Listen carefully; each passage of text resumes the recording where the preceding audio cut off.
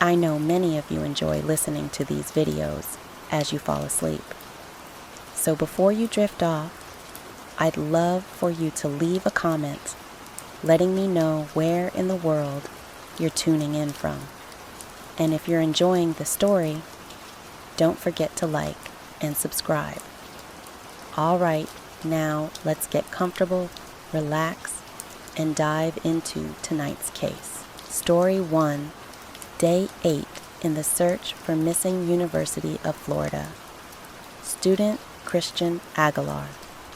A missing University of Florida student is growing more intense.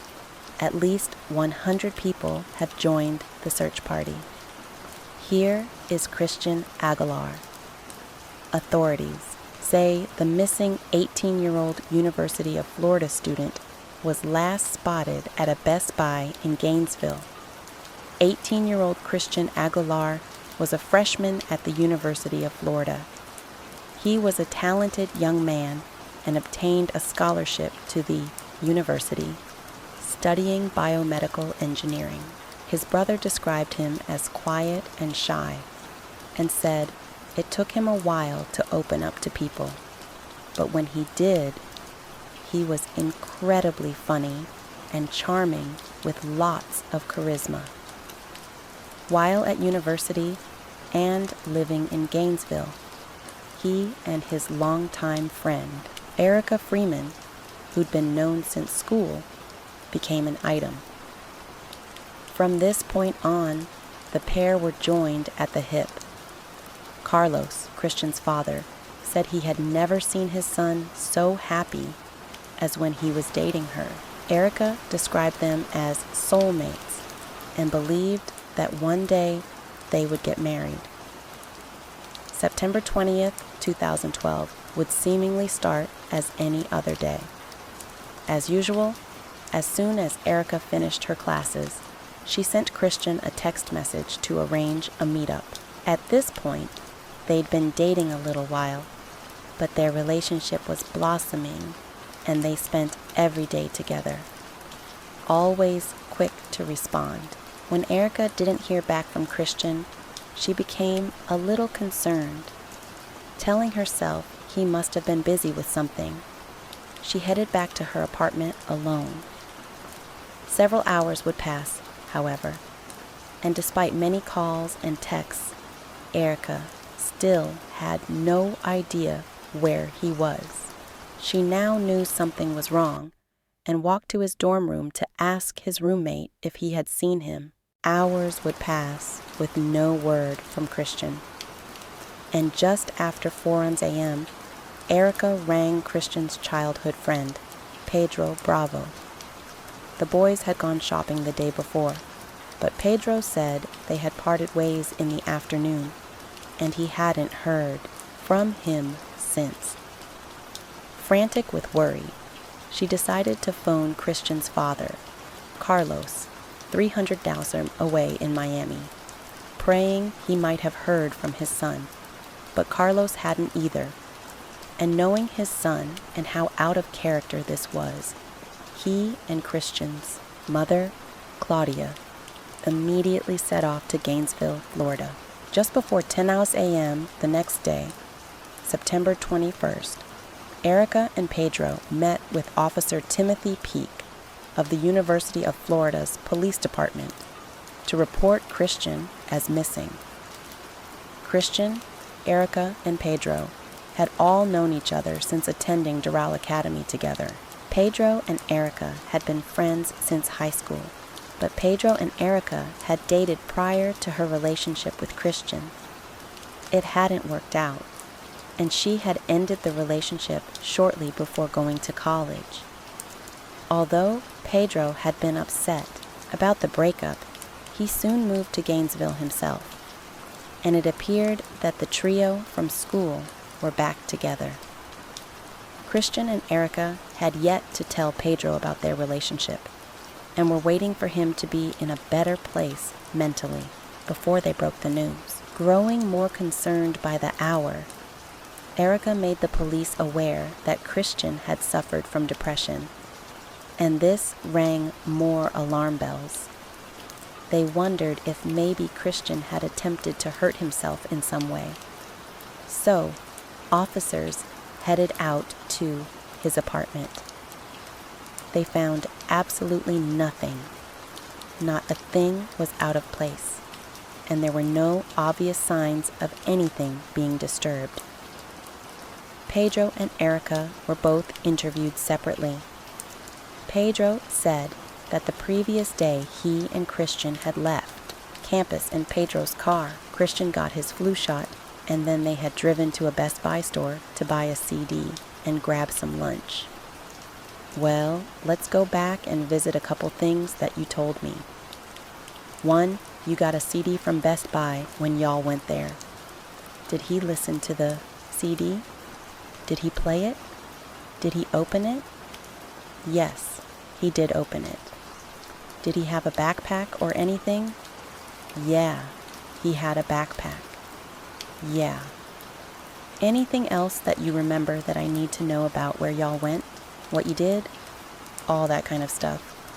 We ate at Zaxby's Chicken. We went to Best Buy. Lunch. You ate at Zaxby's Chicken. I ate. He didn't eat. I got dressed for it. He didn't eat anything. Then we went to Best Buy. And after that, I don't know. We spent a few minutes fidgeting because my car, it takes music CDs and it eats them too.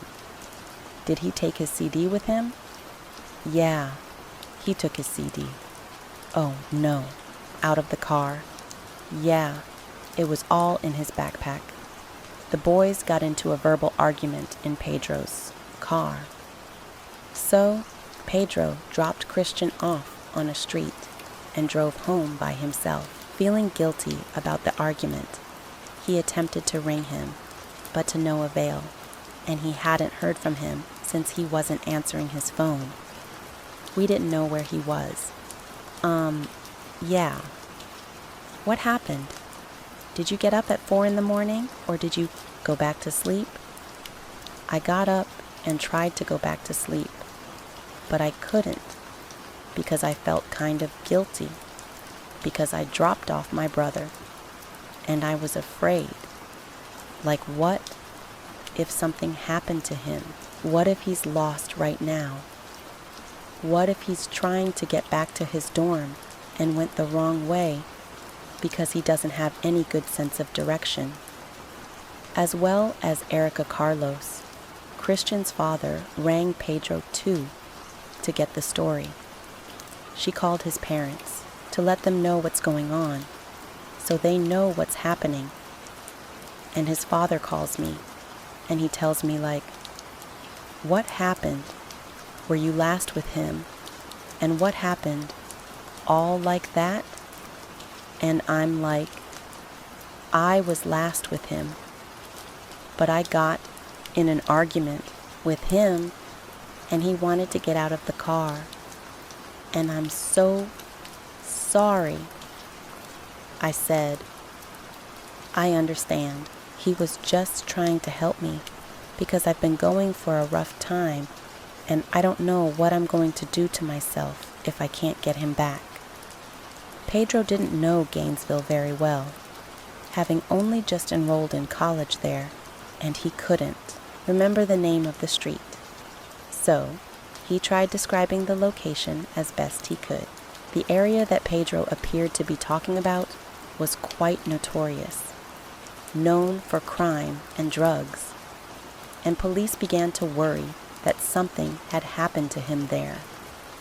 Police checked the CCTV cameras from Best Buy and quickly picked the pair up, just as Pedro had said on September 20th at around 3:00 p.m.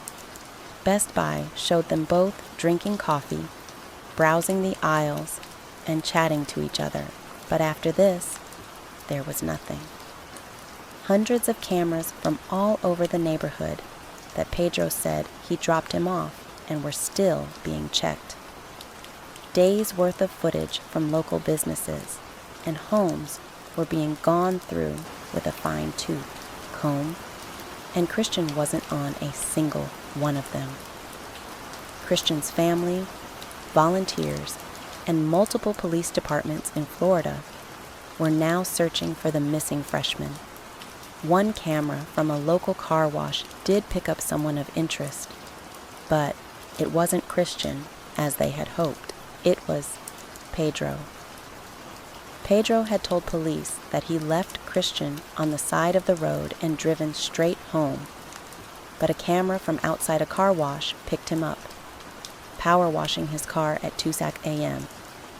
Police were drawing a blank and needed Pedro to explain. Pedro suddenly added more to his story.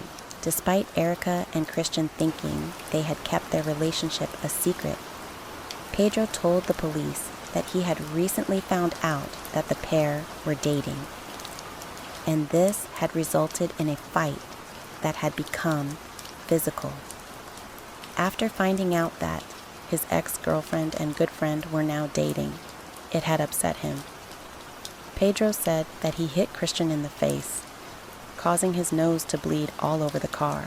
He said that after they had fought for a while, he kicked him out of the car and left him on the side of the road, almost unconscious, and drove away. Following this version of events, on the 24th of September, Pedro was placed under arrest for depriving a crime victim of medical care. This also gave officers more time to look into Pedro's claims because his story just wasn't adding up. CCTV cameras were still drawing a blank about Christian's location after Pedro had left him. But one thing remained clear: the last person known to have seen him was Pedro.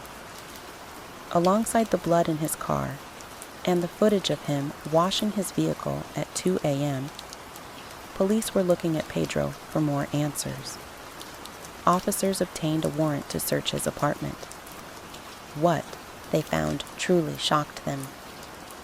A receipt dated just a few days before Christian was last seen was retrieved. Following up on the date and time on the receipt, CCTV cameras had picked Pedro up.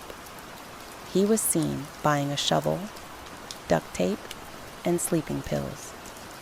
This marks day 8 in the search for missing University of Florida student Christian Aguilar. A missing University of Florida student is growing more intense. At least 100 people have joined the search party. Here is Christian Aguilar. Authorities say the missing 18-year-old University of Florida student was last spotted at a Best Buy in Gainesville. Also found in Pedro's apartment was Christian's backpack. Although they had yet to find Christian, they knew that he was no longer alive, and this was now a murder investigation. We have to start thinking the worst. The evidence was irrefutable. Pedro Bravo was subsequently arrested for Christian's murder. Well, what we found out, we've gotten the latest information now from the authorities in Gainesville, and we now know Pedro Bravo, who had been picked up as a person of interest in the case of missing freshman Christian Aguilar, while Bravo has now been charged with murder. There is no body, though, that has been found so far. After 3 weeks of searching in an area around 60 Yalos Mills from Gainesville, local hunters found human remains buried in a shallow grave. Using dental records, it was confirmed that the body was Christian Aguilar. An autopsy confirmed that he had been strangled and his ankles and wrists were both bound with duct tape. Pedro Bravo was still being investigated for the murder. But how and why had things possibly come to this? It all started years prior when Pedro Bravo developed a dangerous obsession with his now ex-girlfriend, Erica Freeman. Pedro was fixated with Erica, and when she broke up with him, he spent the next few months campaigning to win her back. When he found out that she had moved on, he set a plan in motion to remove Christian from the picture. Erica and Pedro had began dating as sophomores. Although initially things seemed to be going well, Erica became unhappy and decided she needed to end the relationship. She tried to break up with him several times, but Pedro warned her that things would never be the same if she left him. Out of fear, Erica agreed to stay. However, as Erica and Pedro made plans to go to different colleges, Erica felt that this was now the right time to end the relationship and go their separate ways. Erica enrolled at Santa Fe Community College in Gainesville. She and Christian bumped into each other, and a romance quickly blossomed. But just a few months into their time in Gainesville, Pedro turned up there too. He was originally set to attend Florida International University, hundreds of miles away, but quickly decided to transfer to Santa Fe Community College to try and win Erica back. But Erica and Christian were now dating and very happy together. Pedro asked Erica several times if her and Christian were together, but Erica said they were just friends. The pair were conscious of Pedro's state of mind, as he was clearly still, mentally, in a bad place. Pedro had frequently spoken about committing suicide after the breakup, so Erica and Christian decided to keep the relationship a secret until they felt Pedro was ready to accept it and in a better headspace. Little did they know, Pedro was already well aware of the relationship and was completely consumed and enraged by it. Another item was recovered from the search of Pedro's apartment. It was a journal. It showed the extent of his obsessive thoughts and feelings and the lengths he was willing to go to. Endless pages of drawings, poems, quotes, and lyrics. Love, letters to Erica, and threats to Christian filled the book. Paragraphs and paragraphs of speeches saying things such as, "I can do this. I believe in myself. I will do it. I can win her back. I will win her back. No one will stop me. I will get into Gainesville and get her back. I will get out of Miami and into University of Florida." One entry from July read, "I'm scared she might end up with Chris." He then wrote underneath, "You are overreacting again. Remember that Chris goes to University of Florida and Erica goes to Santa Fe. So limited conversation and contact. Plus, they don't talk much, and he lives on campus. They got separate classes and schools. Plus, you have time." His obsession with the pair of them was growing and completely consuming his life. On September 20th, Pedro had contacted Christian, asking if he wanted to meet with him and go shopping. Pedro told Christian he wanted to confide in him about his depression and suicidal thoughts and get his advice. Worrying that he may have been trying to meet him to talk about his relationship with Erica, Christian was hesitant about going, but eventually he decided he would go as the pair would be out in a public place and it felt safe. In the parking lot of Walmart, as they sat in Pedro's car, Pedro subdued Christian using sleeping pills and a bottle of Gatorade and strangled him with a belt. Pedro's phone showed that he was in the Walmart car park for 2 hours that afternoon. He then put his phone in airplane mode for 5 hours and drove to a swampy area where he attempted to bury him. Logs from his iPhone 4 showed that the torch had been used 9 times for a total of 48 minutes that night. On the way home, Pedro stopped to get food at McDonald's and then went to wash the dirt off his car. But experts managed to find soil in the undercarriage of the vehicle. The shovel Pedro was seen buying also matched the soil that surrounded Christian's remains. In August 2014, almost 2 years since Christian's body was found, the trial of Pedro Bravo began. He entered a not guilty plea. Pedro's former cellmate, Michelangelo, took the stand and testified that Pedro had told him it had taken him 13 minutes to kill Christian, and he had originally had several plans for how he was going to carry out the violent attack. Michael also led officers to where Pedro had told him he had hidden the shovel under a wooden walkway at his apartment complex. I think originally he said that he was going to try to poison him with a mixture of sleeping pills and pesticide and mixed with soda or something like that. I guess soda. And his backup plan was to have a knife, to cut his throat, after he had got back in the driver's seat. And he was, I guess riding around to dispose of the body that it was making a sound like. And that's the reason that he held on to the driving strap while he was riding around, because it freaked him out.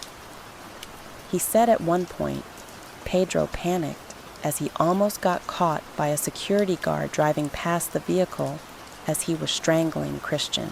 He drove a little bit more, but at that point, him and Christian got into a verbal argument, and Christian requested that he be dropped off, at which time Pedro dropped him off, and then Pedro went home. With regard to the comment that he made to you, that there was an argument, was there any indication from at this point in his conversation with you that this argument had been in any way physical? No. He told me that he had kept the roll of duct tape in his car because he had a crack in the windshield of his car, and he was putting the duct tape over the crack to keep it from getting bigger. You have this conversation at this point. Is he telling you he believes you and Christian are dating? Well, he asked me, and I told him that we're not. So I lied to him, saying that we were not dating. I didn't think he was ready to hear that at that time. A very sensitive point in his life, I suppose. I didn't want to, throw him over the edge or anything and tell him, by the way, I'm dating a mutual friend of ours. I didn't think it was the appropriate time, especially how he was acting and what he was claiming that he was going to do. Pedro took the stand in his own defense, and he was the only witness the defense team called to the stand during the trial. The discussion is getting very heated now. I'm arguing with him, and he's arguing with me. I turn around and I hit him in the nose with my left fist. While you're driving? While I'm driving? Yes. Did he sustain any injury when you hit him in the nose? His nose started bleeding. Yes. At this point, I pull over to the left and I pull into a small driveway with a building and some skinny trees. What happened next? I went to sleep. I believe I got a call around 4 hours in the morning. Erica was calling me. She said, "Have I heard from Chris that I know what was going on with Chris? He hasn't been back in his dorm room. He hasn't been anywhere in his room." She said, I asked her why was she trying to ask about Chris? Why is her concern? And she said, because his roommate said he didn't come back. I thought nothing of it. I thought he probably just decided not to go home, or probably went somewhere else, or probably got lost along the way. I'd tell her I don't know. A big moment in the courtroom was the showing of a screenshot of the iPhone feature, Hey Siri. Although it was initially reported that Pedro had asked Siri questions relating to the awful act he would go on to commit, Gainesville police and experts disputed that the screenshot in question had been viewed using the phone, but it had been viewed via Facebook. Pedro had an iPhone 4, which did not have Siri compatibility. The footage was eventually pulled from the courtroom.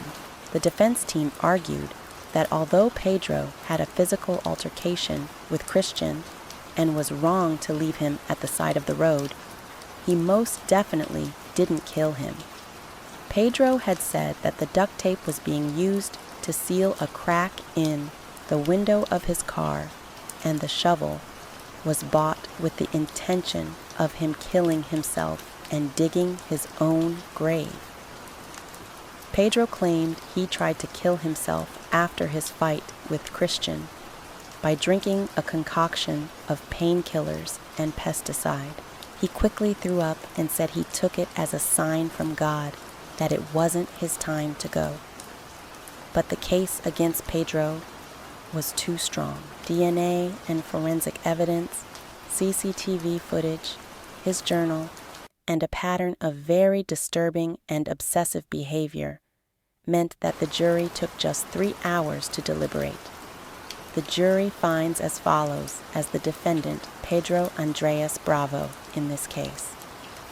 As to count 1, the defendant is guilty of felony murder first degree. Pedro Bravo was convicted of first-degree murder, poisoning, false imprisonment, tampering with evidence, giving false information to authorities, and improper transportation of human remains. The judge sentenced Pedro Bravo to life in prison without the possibility of parole. Although he didn't take his own life, Pedro did write a suicide note in prison that was found by a prison guard. An extract of the note read, "I'm a monster for hurting Chris." Despite this and the confession he gave to his former cellmate, Pedro still denied killing Christian upon his sentencing. He said, "God knows the truth about what happened. I did not kill Christian Aguilar. I know that I will face my sentence. I will do my time, but I know in my heart that I did not do anything to hurt my friend." Throughout the trial, Pedro continuously attempted to contact the Aguilar family and Erica, and upon his sentencing, Carlos Aguilar begged the judge to help prevent him from ever contacting his family or Erica again. The Aguilar family were relieved and satisfied with the verdict. Carlos said, "The reality is the verdict will not bring my son back, but Pedro was held accountable. I promised Christian at his burial there would be justice. The funeral for Christian Aguilar was held in Miami.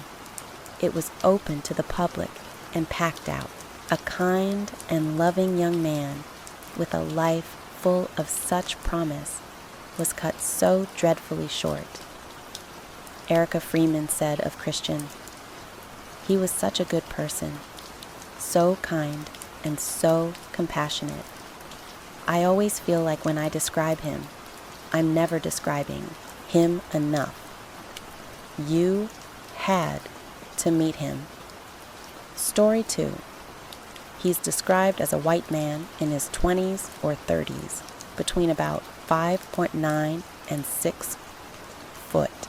He's a proportionate build with short dark hair. He is a detached, arrogant monster who is a danger to the public. He's probably one of the most frightening individuals that I've had the opportunity to deal with in my police career.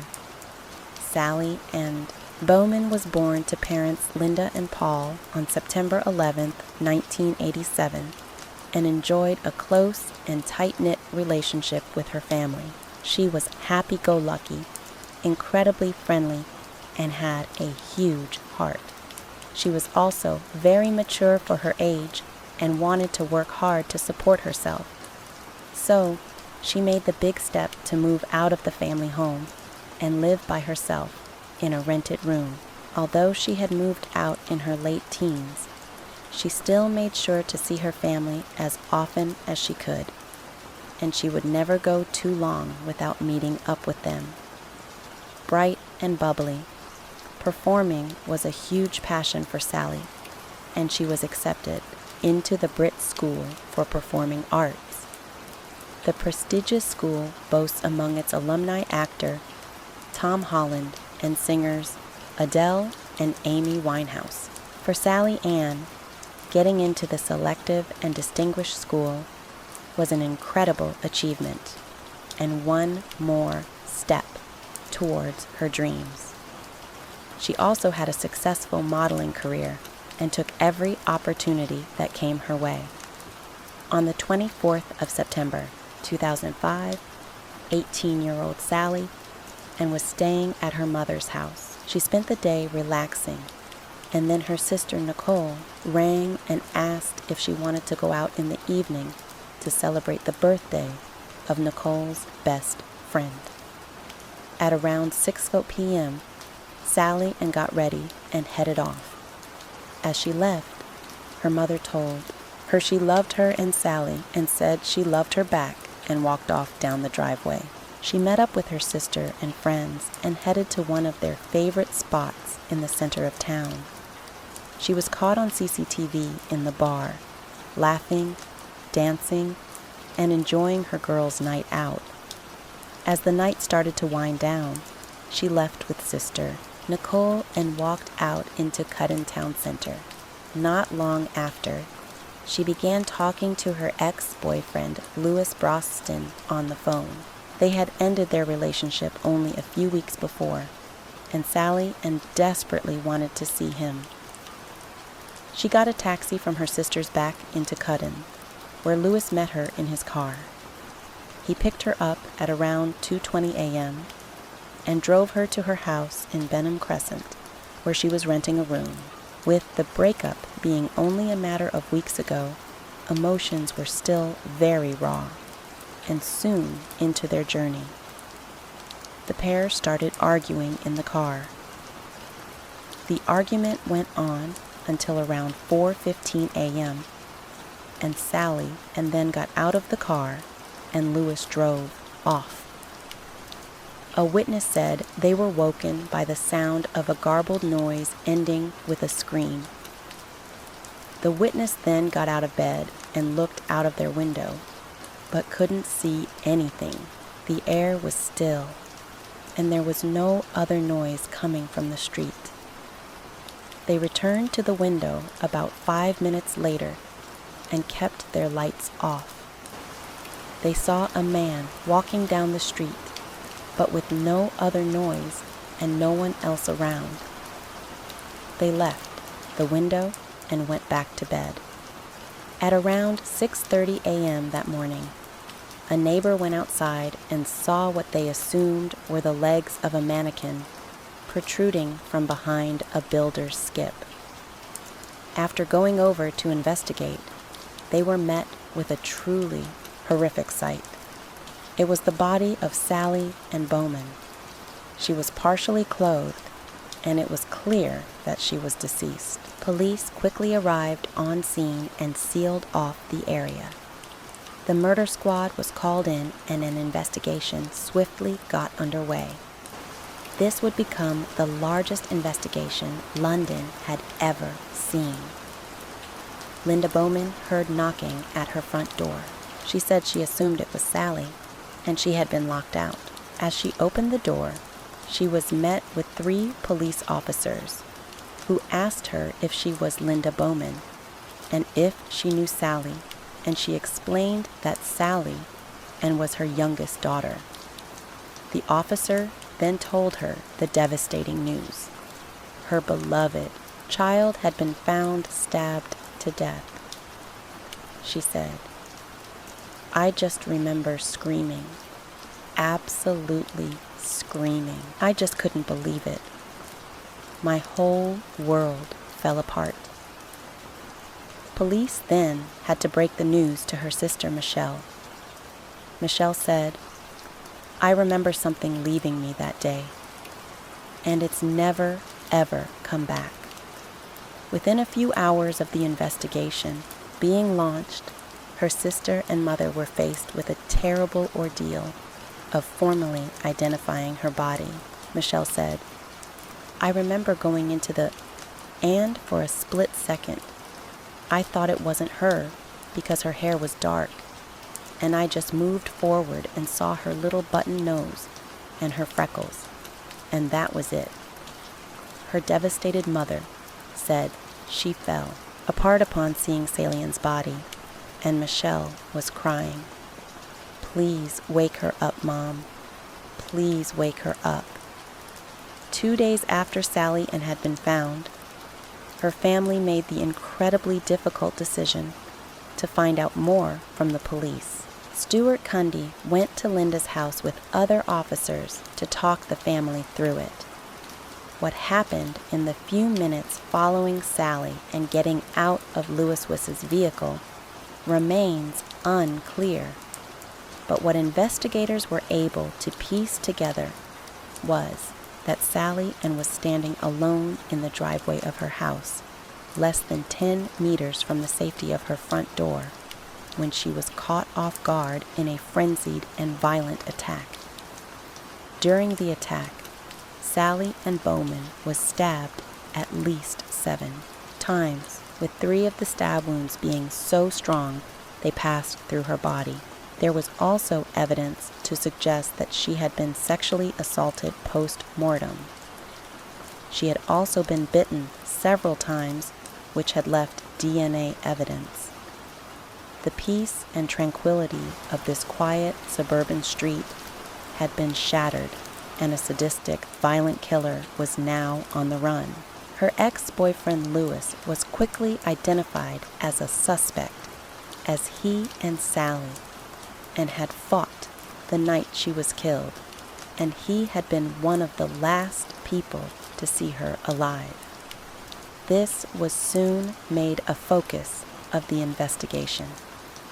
Officers quickly mobilized, and the hunt was now on to find Lewis Broston. He was soon located with his brother and a friend. He identified himself and was subsequently arrested and brought in for questioning. Over the next 4 days, the murder squad questioned Lewis and took samples of his DNA. He maintained he knew nothing about Sally Ann's murder until the police arrived to talk to him. His DNA sample was sent to be examined to try and ascertain whether or not it matched the DNA found on Sally Ann's body. It appeared to be an open and edged shut case, a lover's tiff that had ended in tragedy. But when the call came from the Forensic Science Service, it was the news that nobody was anticipating. The DNA was a match, but not to Lewis Broston. It matched a disturbing sexual assault cold case from 4 years ago, just 1.5 miles away from where Sally Ann had been brutally murdered. Lewis was released from custody following this evidence. The police were now in a race against time to find a killer whose crimes were not only seemingly escalating, but was capable of striking again at any time. The cold case in question was extremely disturbing. Back in 2001, a woman was making a call in a telephone box by the car park of a Tesco store when a man approached her. He proceeded to expose himself and perform a sex act upon himself before leaving his DNA on the floor of the phone box. He then casually walked away across the car park, leaving his terrified victim extremely shaken. Although police had a DNA profile of the attacker, the case soon went cold.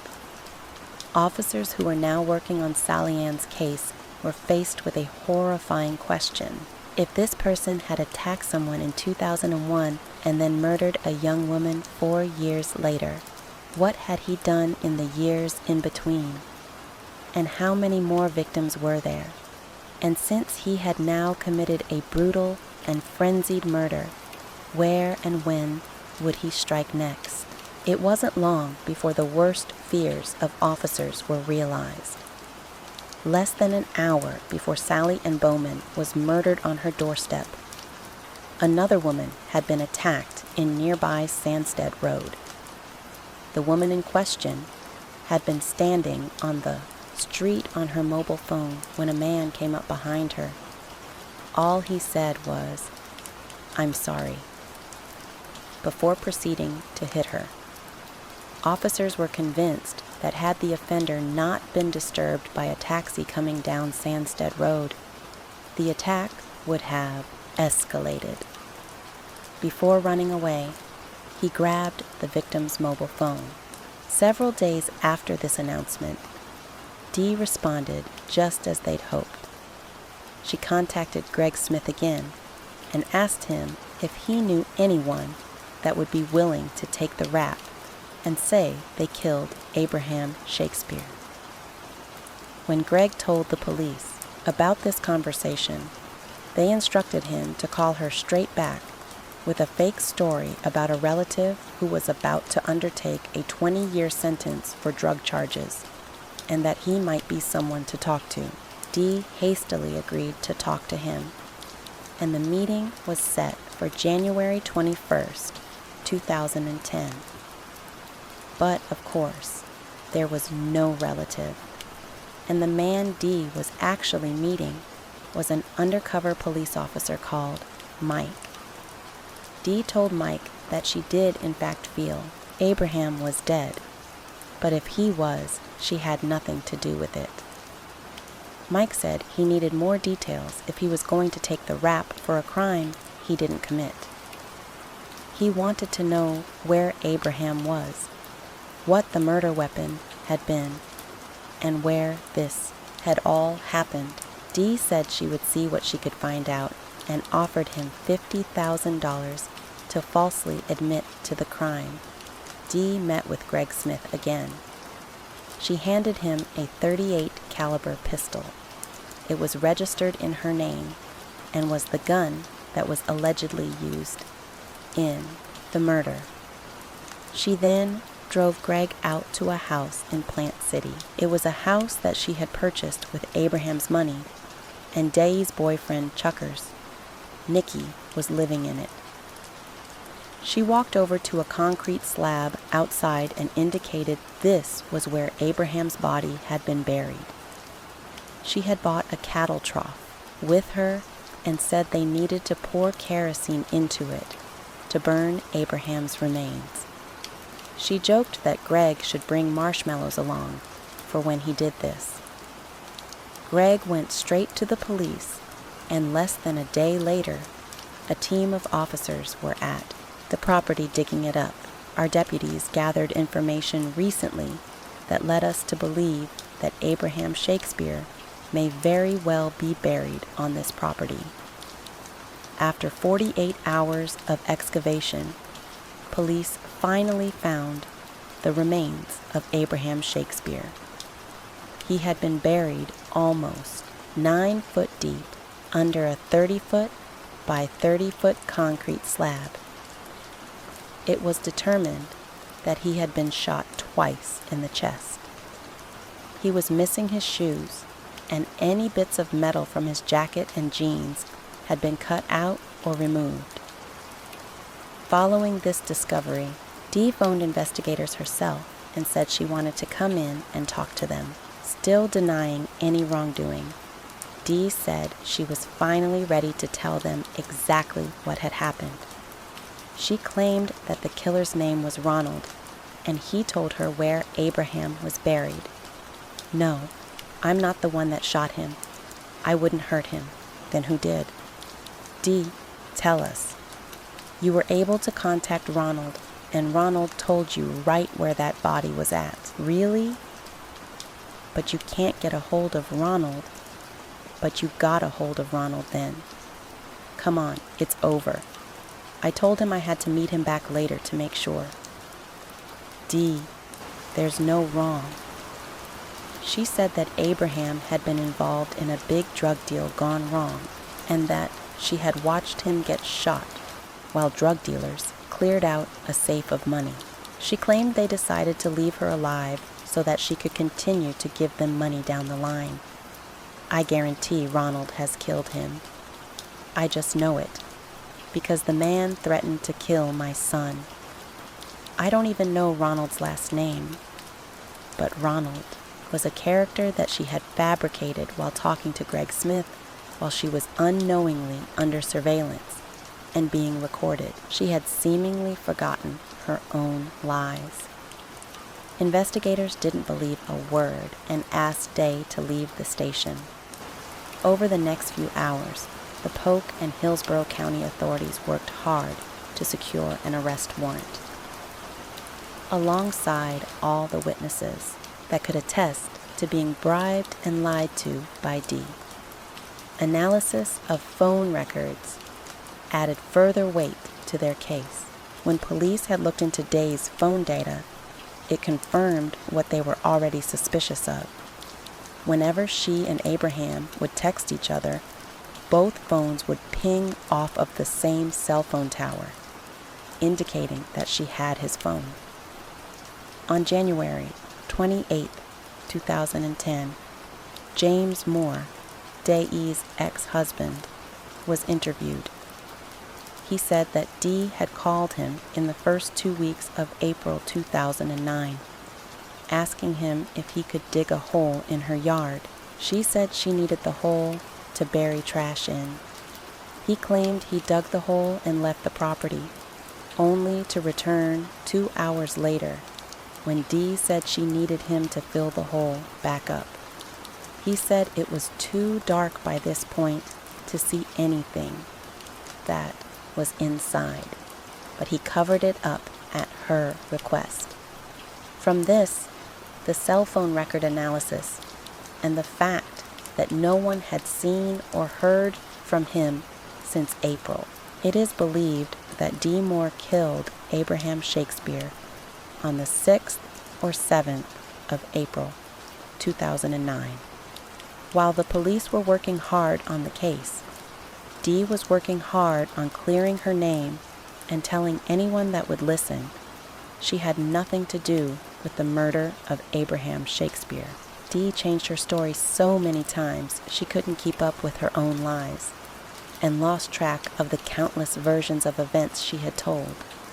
She said everything from he ran away with a fake passport to start a new life and avoid paying child support to he was dying of AIDS to there was a video of him with an underage girl circulating and he had to lay low to avoid being arrested. Dee even went as far to say that her own 14-year-old son killed Abraham, but police never believed a word of any story she told. And the more Dee talked, the more far-fetched her stories became. These impassioned interviews and pleas of innocence did nothing to help with the now overwhelming amount of evidence against her. On February 19, 2010, Dee Moore was formally charged with murder, and she pleaded not guilty. 3 years after Abraham had last been seen, Dee appeared in Hillsborough County Court to stand trial. She claimed she wanted to take to the stand and tell her side of the story, but her lawyers felt it was not a wise decision. Her lawyers said that it was entirely her decision to not take the stand. Throughout the trial, Dee was very animated, often sobbing hysterically, laughing or making outbursts at her lawyers. Although court officials turned off the microphones, Judge Empt Battles frequently had to stop the court proceedings to address Dee directly and tell her to be quiet. On multiple occasions, Dee was caught pulling faces or blurting out statements at the jury, for which she was reprimanded. I had an anaphylactic shock because they gave me a medicine called Bactrim for a kidney infection, and I was allergic to it. So, I had an allergic reaction to it. My tongue swelled up really bad. The bottom line is that you've received the medical care you need.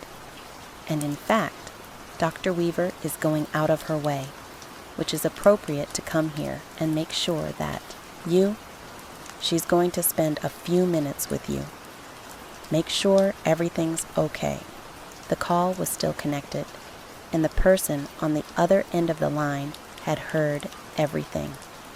What is most disturbing is that the screams of the victim did not get quieter, meaning the man who had attacked her and grabbed her phone was hiding nearby, watching what was happening. Thankfully, the taxi driver quickly got her into the car and drove her to hospital.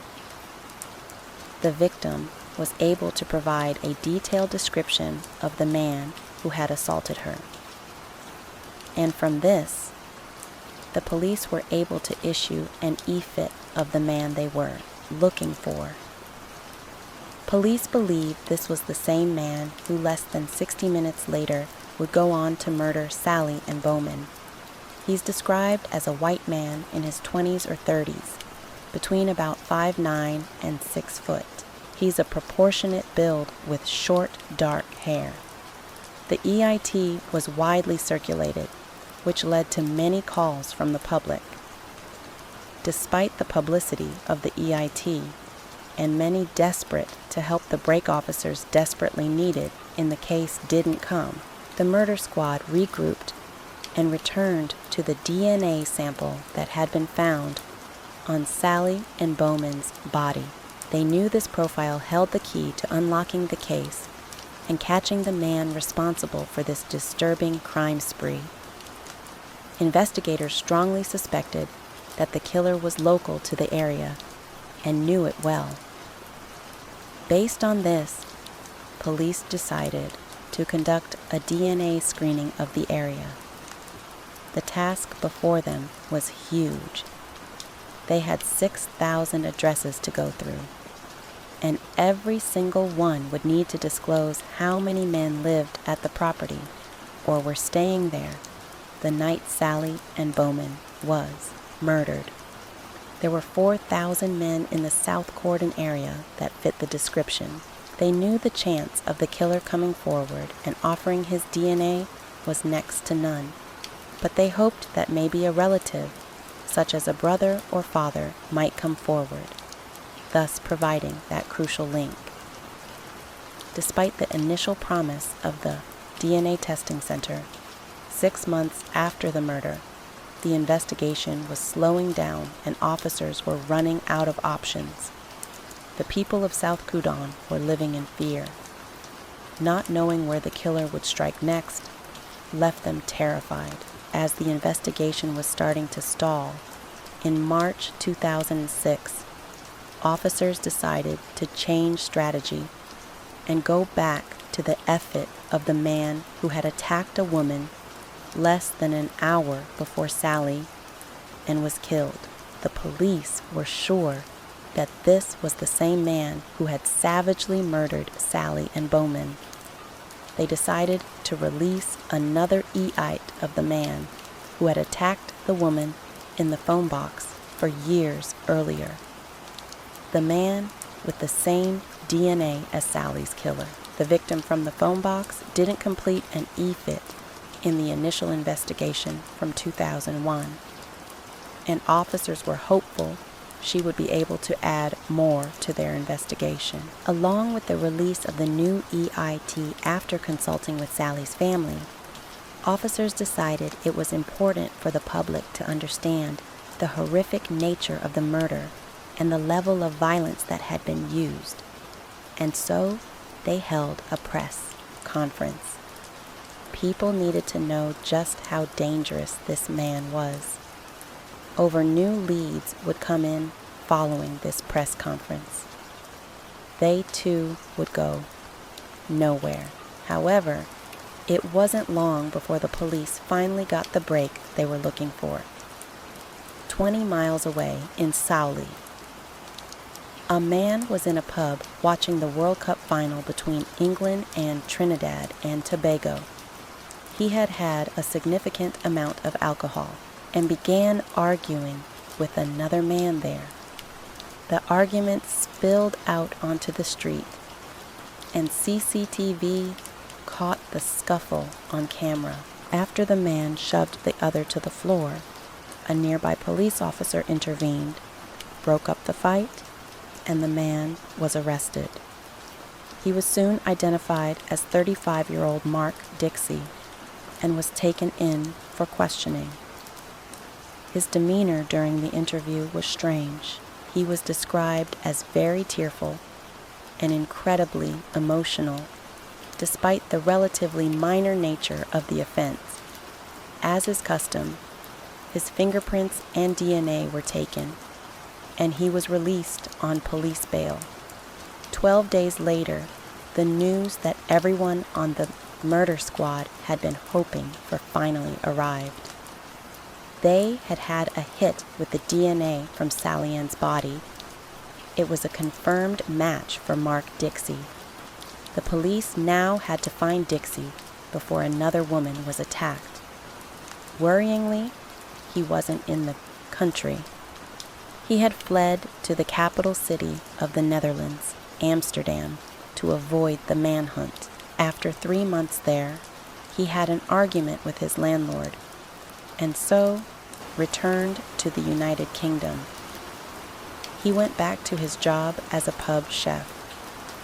When he was arrested for the fight in the streets, he had told the police that the address of the pub was where he was staying. Knowing how dangerous he was, and with the environment he worked, and giving him access to knives, officers needed to get him out of the pub kitchen. As they were scouting the building to try and find a side entrance, Mark Dixie was coming out. Officers quickly apprehended him and brought him into custody. The arresting officer described putting his hand across Dixie's chest to stop him from running away. He said he could feel his heartbeat. His heartbeat never changed, and Dixie remained unusually calm considering the nature of the offense he was being arrested for. The only comment he made when he was being booked into the custody suite was, "I must have been mad to have done that." Ayaw sacada minor.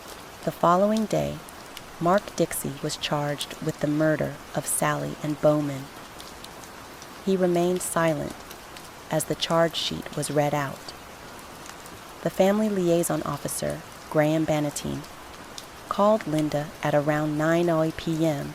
and asked if he could come to the family home. He was finally able to give the devastated Bowman family the news they had waited so long to hear. The man who had viciously taken Sally Ann's life was finally in custody. But who exactly was Mark Dixie, and how had he evaded capture for so long? Born in Streatham in 1970, he had a troubled childhood. His parents divorced when he was 18 months old. His mother remarried, and Dixie took the name Mark James MacDonald, using his stepfather's surname. But throughout his life, he would use 5 known aliases, including Mark Philip Dixie, Mark James Down, Stephen MacDonald, and Shane Turner. During his childhood, he was also moved to a children's home.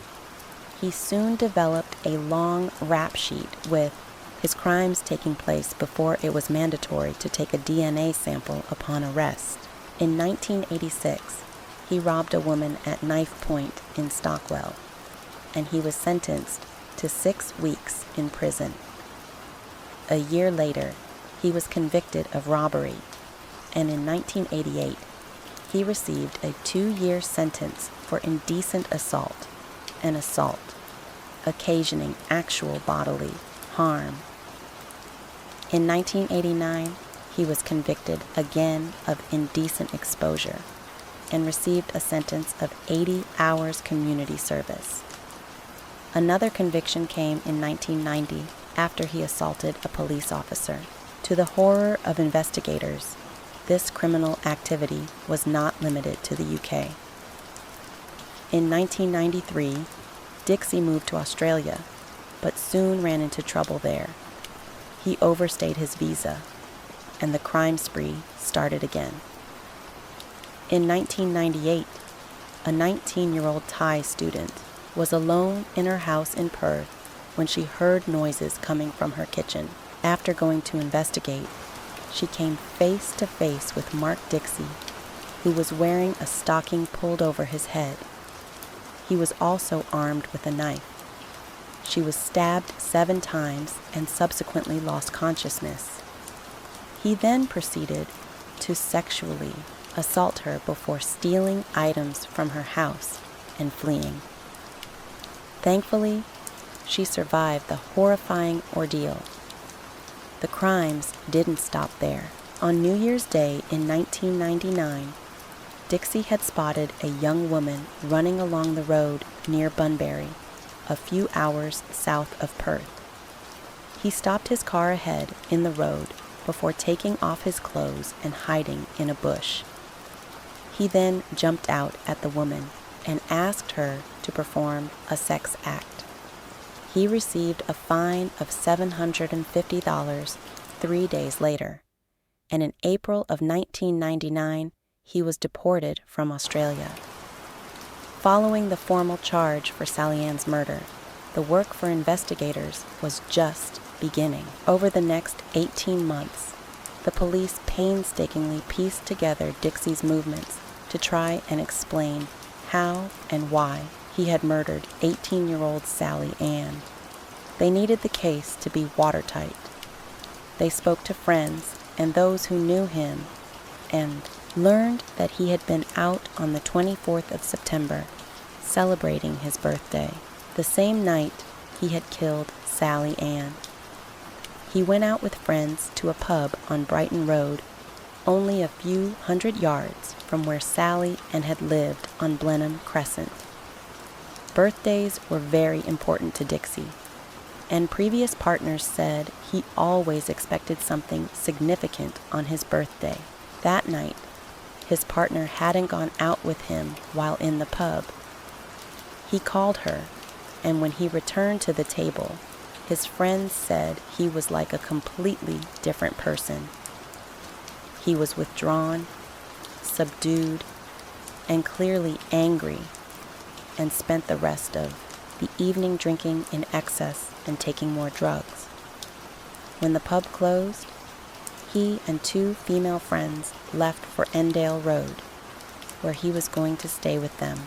This, too, was only a few hundred yards from Blenheim Crescent. The 2 women headed to bed in the early morning hours, but Mark Dixie didn't. Police believe that he left the property sometime between 2:30 and 3:30 a.m. Police also believe he took a knife with him as he left, with the intent on finding a woman and attacking her. Investigators strongly suspect he was the person that attacked the woman on Sandestad Road and was frustrated when he failed to carry out his fantasy. After he ran away to nearby Blenheim Crescent, it appeared that Sally Ann Bowman was tragically in the wrong place at the wrong time. Officers theorize that after murdering Sally, and he didn't leave the area immediately, but instead hid to see if any neighbors would come out to investigate. No neighbor appeared and no lights in the houses went on.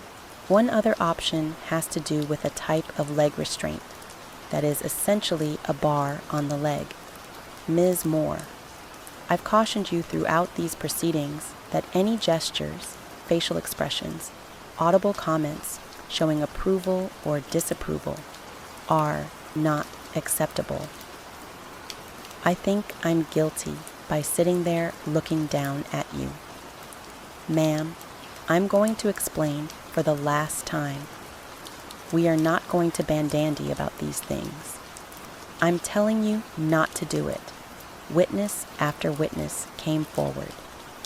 D. Moore, arriving for court in a yellow blouse and armed with a pad and pen. She took copious notes as prosecutor J. Pruner took over an hour detailing the case against her, including a string of stories she told investigators in both Polk and Hillsborough counties as they tried to figure out what happened to lotto winner Abraham Shakespeare. Within 60 days of having been divested of everything he owns to D. Moore, all that's left of Abraham Shakespeare is his decaying body in a grave under a concrete slab behind a house that she bought on Highway 60 near Plant City. And all of a sudden, she said, "And when he died." So I looked over at her. I said, "Well, what you mean when he died?" Because she wanted to know about all of his assets. And she was like, "I can help you clean him out." Yes, your client used a lot of coercion to make up a big fat fib. This was a sketch that she made, a digging down 3 foot and in, and I would see a white substance that was in the ground. And once I get to the white substance in the ground, I would see his body. And the plan was, she wanted me to burn the body. Do you recall ever seeing this firearm, sir? Yes. And where was it that you saw this firearm? In the safe. I received a phone call from D. Moore. She woke up and she woke me up. She said, "Hey, I need to tell you something." And I said, "Okay, what?" She said, "I really need to tell you Abraham is dead. Did you pay attention to what was in the hole before you filled it?" Ates tenía quanchais. No, sir. Okay. Did you see any debris in there? Do you recall? As far as I remember, there was, but I'm not positive. Okay. Did you see recall seeing a body in there? No, sir. She wanted me to call Abraham's mother and tell Abraham's mother that I was him. Investigating Officer David Clark told the courtroom that D. Moore had even made sexual advances towards him. He said my son RJ shot Abraham twice. Abraham was trying to choke me. RJ walked in the room, grabbed my gun, and shot him. He was only protecting me like any son would do. She actually came toward me, and she said that I wasn't going to get angry, that I was going to have sex with her. She said she was very attracted to me and hoped once her name was clear that I would pursue a relationship with her. It was also revealed that Dee had phoned her ailing father, hoping he would take the rap for her. Donegan told investigators Dee asked for his help. Quote, she said, "Well, you're old. You're getting old and all this stuff." The investigator asked. Okay, so basically, she was just asking if you would take her place in all this. Donegan replied, basically, the prosecution showed a Walmart surveillance video that said further linked Dee to the crime. The footage showed Dee making a $14 cash purchase of gloves, duct tape, plastic sheeting, and other items found close to where Abraham's body was buried. On December 10, 2012, after just 3 hours of deliberation, the jury had reached their verdict: State of Florida versus Doris Donegan Moore. The defendant is guilty of first-degree murder. Dee Moore simply shook her head no, while her victim's family nodded. Yes, she had everything she wanted, and she still didn't have enough and she took his life. She was sentenced to life in prison without the possibility of parole. She also received an additional minimum sentence of 25 years for possessing a firearm. Judge E.M.T.T. Battle said cold, calculated, cruel. They all apply. He said she was probably the most manipulative person that this courtroom has seen. Abraham Shakespeare was your prey and your victim. Money was the root of all evil you brought to Abraham. Dee was absolutely furious with her attorneys and said that if they had allowed her to take the stand to explain her side of the story, she would have been a free woman. Again, her defense team argued the decision to refrain from speaking at the trial was all her own. Dee currently resides at Lell Correctional Institution and continues to file for appeals, change her stories, and maintain her innocence. In 2019, she changed her story once more in a handwritten letter to the judge, begging for a new trial. She apologized to Abraham's mother and the prosecution for not being honest, but she took no responsibility herself, instead blaming someone else. She said it wasn't drug dealers that killed Abraham, but in fact, Greg Smith was the real killer. She claimed Abraham was having an affair with Greg's wife, and this was the motive for the murder. For months, Dee had staged events and tried to convince everyone that Abraham was alive and hiding. But ultimately, she reached a point where she couldn't keep track of her own stories. Detective Greg Thomas of the Hillsborough County Sheriff's Office said that in the almost 2 decades he's been in law enforcement, he has never met another person like Dee Moore.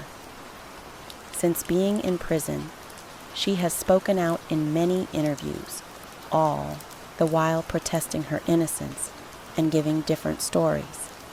I think people are complete idiots that think I had anything to do with it. She claims that there are witnesses who support her version that a mysterious drug dealer killed Shakespeare. This is stuff that's not in my discovery. These are witness statements. You understand? These witnesses don't exist, and that certainly looks like your handwriting. What do you mean? That looks like your handwriting. What you said were witnesses' notes. Looks like your handwriting. As she exited stage left, she threw out a name. Abraham Shakespeare's estate won several lawsuits filed against Dee Moore on behalf of Abraham's 2 sons, Moses and Jeremiah. The home Dee claimed she bought from him was returned to his estate. And Abraham's estate also sued the Bank of America for negligently enabling Dee to steal money from Abraham. Abraham's mother, Elizabeth, said despite everything she has found it in her heart to forgive Dee for what she did. Abraham Shakespeare was a generous and giving man. He wanted for nothing and gave almost every penny he had away. He helped the community he lived in, those he loved, and those he didn't even know. He met an awful end at the hands of someone he trusted and someone he believed was helping him, but his kind-hearted and generous spirit will never be forgotten. Story 4. I've always known that he was the one who did it, and that's one reason why I've been at every motions trial hearing, every time he's in court.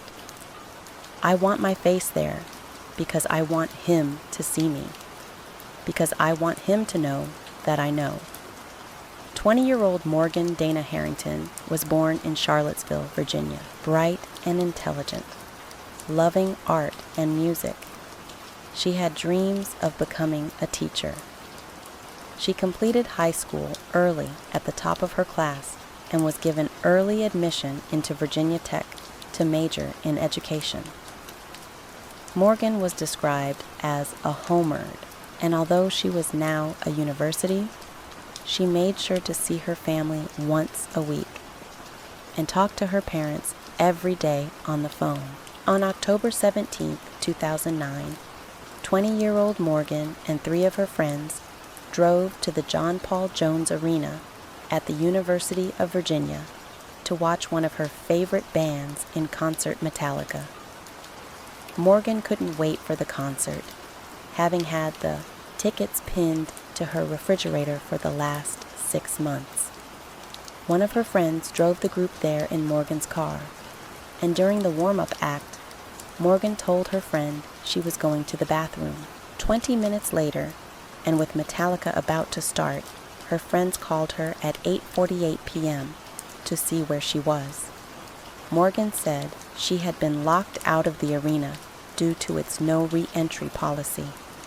It remains unknown how or why Morgan ended up outside of the arena, but she told her friends that she would find her own way home, and they didn't need to worry.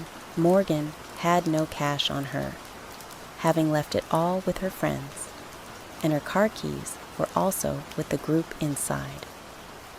Just after 9:00 p.m., she was spotted in the University Hall West parking lot, and then again in the Lanigan Track parking lot.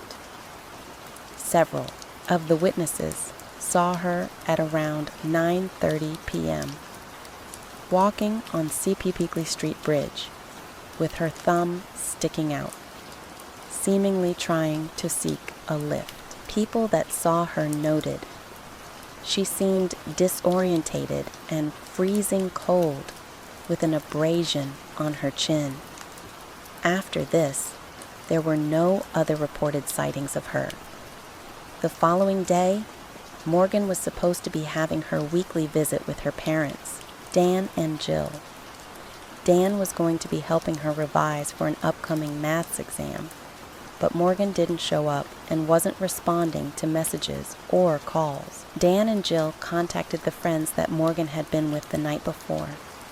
To their horror and anguish, they discovered they had been separated, and none of them knew where she was.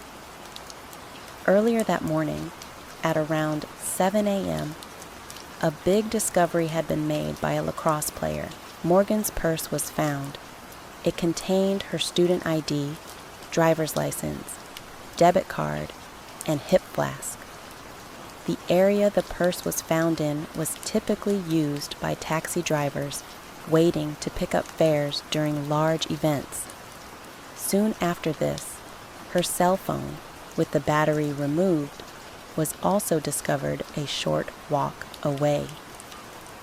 Morgan's friends from the concert started receiving some backlash for what had happened that night, but Morgan's parents spoke out. Dan said, "They are not to blame. Everyone wants to make them out to be the bad guy, but they are not the bad guy. I wish they had, but I don't know that it would have changed anything." But people said he soon grew tired and frustrated with the appeals for money from everyone. Really would like my old life back where I could walk the streets like a normal person, but got people coming up asking for money.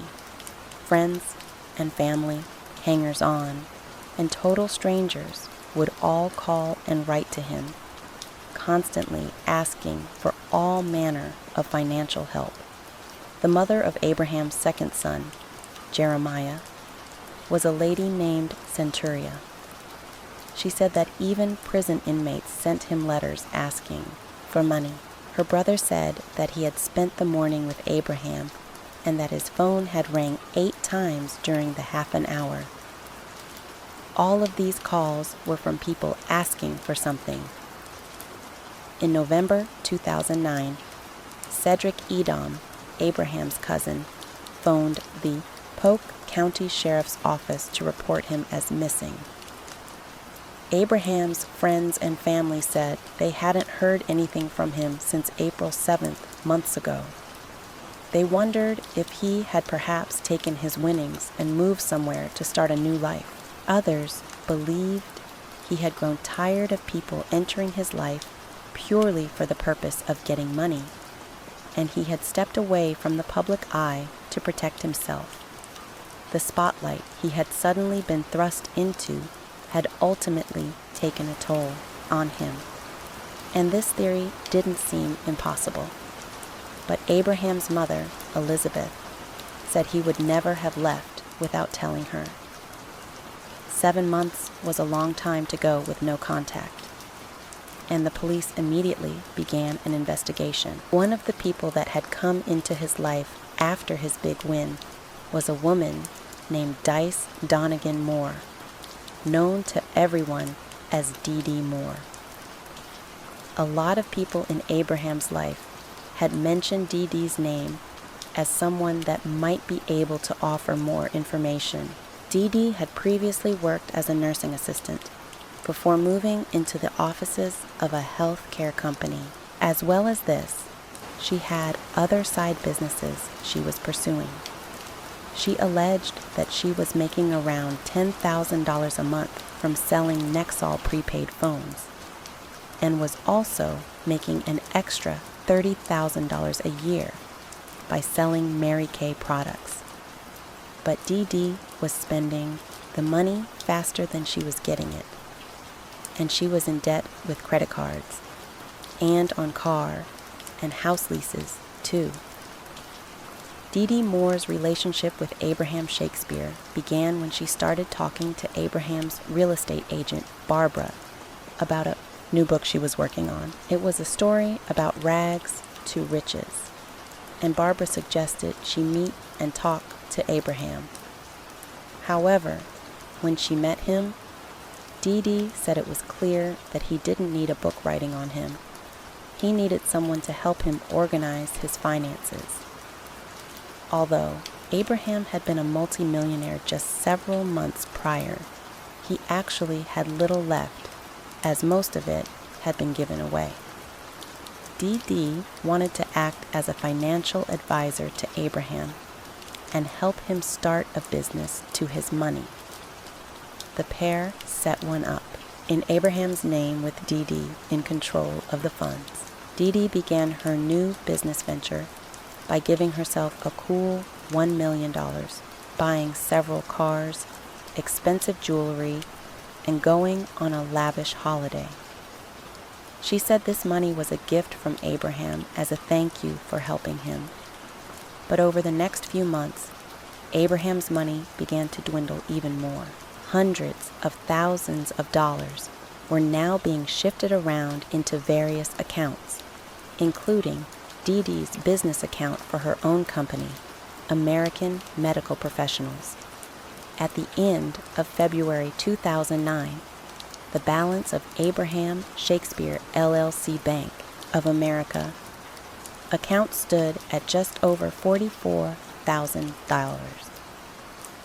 Dee Dee seemed more than happy to help the authorities and told them, as well as Abraham's friends and family, that Abraham had grown so tired of people asking for money, he just wanted to disappear. And at his request, she helped him do just that. But while Abraham was missing, Dee Dee moved into his house. She said she had purchased the home from him for $655,000, which was all part of an elaborate scheme that she and Abraham had. She also told authorities that he had transferred most of his money and assets over to her before he left town, but no receipts were found to back this up, and police immediately became even more suspicious of her. They asked Dee Dee if she could get in touch with him. She said although she had been messaging him frequently, she couldn't reveal where he was hiding. Police decided to look into Dee Dee Moore's background along with her computer and both hers and Abraham's bank accounts. This began the start of a lengthy and complex investigation. Dee Dee had a very checkered past, having been convicted of multiple crimes, including insurance fraud, falsely reporting a crime, shoplifting, and writing bad checks.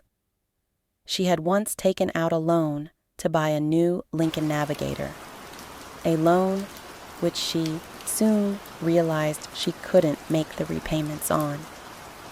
When the vehicle became close to being repossessed to get out of making payments, she staged a particularly shocking scene. She hid the car in a garage and reported that she had been kidnapped and sexually assaulted before the perpetrators stole her car.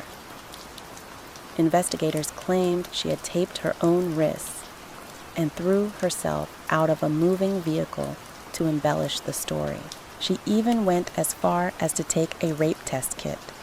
She eventually pled no contest and received probation. Further down the line, she was accused of stealing tens of thousands of dollars from people with the intention of helping them set businesses up, only to leave with the money and never contact them again. During the months Abraham had been missing, his friends and family had been receiving text messages from him. Although this would normally be a positive sign, it was actually a massive red flag, as Abraham never texted. He was illiterate. And texting was just not something he was able to do. Instead, he spent all of his time calling people.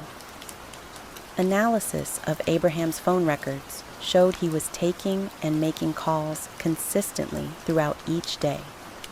But on April 6th, all of these calls stopped, and they were replaced by the odd text here and there. It was becoming more and more obvious that something had happened to him in early April.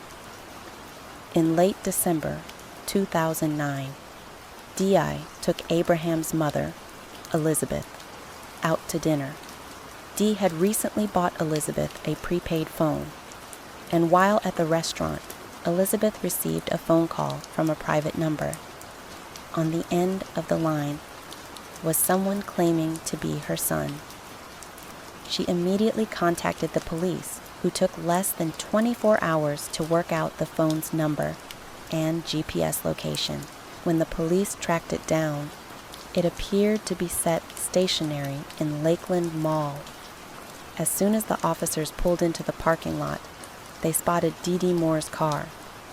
She was pulled up alongside another car and handed something to the man in the driver's seat. As soon as she drove off, officers surrounded the vehicle. They saw that it wasn't Abraham Shakespeare at all. It was a man named Greg Smith. Greg was an old friend of Abraham's. He owned a barber shop, and Abraham used to do odd jobs for him. After winning the lottery, Abraham had given Greg a loan of just over $60,000 to help Greg's mother pay for her house when it went into default. Greg was paying this back in monthly installments. When the police asked Greg what was going on, he said Dee had handed him $300 in exchange for phoning Elizabeth, posing as Abraham. But Greg, along with many of the people that Dee had spoken to, believed that Abraham was in hiding and didn't want to be found. He felt he was helping Abraham stay safe and under the radar, and wanted to stop Elizabeth from worrying. When police told Greg that they believed Abraham was not safe and well, and they suspected Dee knew more than she was letting on, Greg was shocked. He agreed to help the police and pass information on to them. Greg fit a hidden wire into a red. Bull Cannon took it along to every encounter he had with Dee. Although Greg's actions were initially suspicious, police knew that he too had been a victim of Dee Moore's manipulation. While under surveillance, Dee asked Greg to deliver a handwritten letter to Elizabeth. this was going to be a fake letter from Abraham and would be another attempt to stop people looking for him. But Abraham couldn't read and couldn't write, and this would have ultimately drawn more attention to DEI if Elizabeth ever got hold of the letter. Fortunately, it was intercepted by the police via Greg before Elizabeth could read it. As well as Greg Smith, Dee had offered Centuria Butler a $200,000 house if she agreed to lie and say that Abraham had visited her one night. She also paid Abraham's cousin $5,000 to deliver a card to his mother, saying that too was from Abraham. Police knew the answer to what had happened to Abraham lay with Dee Moore, and the evidence against her was rapidly starting to mount. Dee was now panicking and decided to show the media a video that she had filmed of Abraham, which allegedly added weight to her story, that he had run away and left his old life behind. A lady named Judith was a longtime friend of Abraham and someone that had become a business associate of Dee. She revealed that Abraham had raised concerns with her about his finances, and he wanted to look into them at the bank. When she told Day about these concerns, Dee told her to stop him getting into the bank as a lot of the money was no longer in the account. This allegedly happened in March of 2009, just 1 month before Abraham disappeared. On the 13th of January 2010, Grady Judd told the public that the police believed Abraham had been the victim of a crime. And just a day before the conference, Grady Judd named Dee Moore as a person of interest. It appears, and I'm very cautious, that Abraham Shakespeare is broke. We certainly hope that the Confidence Act that Dee Moore is involved in to make it appear that Abraham Shakespeare has disappeared with money is correct, and he's alive and well. But our investigation doesn't lead us to believe that at this time, she's not a 7-year-old. They wouldn't have put out an Amber Alert. Morgan's mother, Jill, added, "This is not about let's find who's to blame. Let's find her." Searches were conducted by over 1,600 people, and the community was desperate to help find Morgan.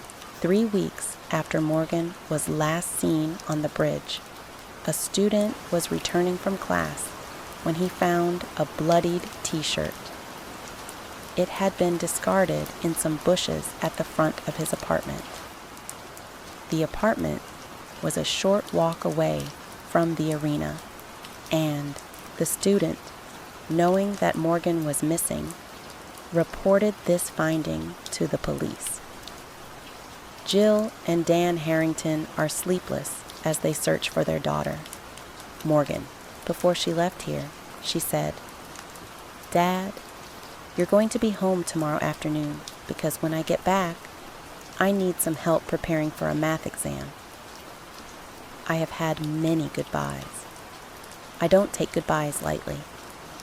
I always walk her to the car, and she gets in the car, and as she's pulling out, she's always flashing those fingers at me, too, for one.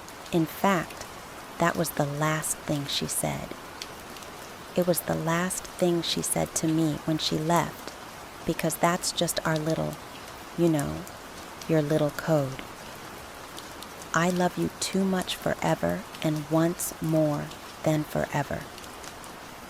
The fears of everyone were realized on January 26, 2010.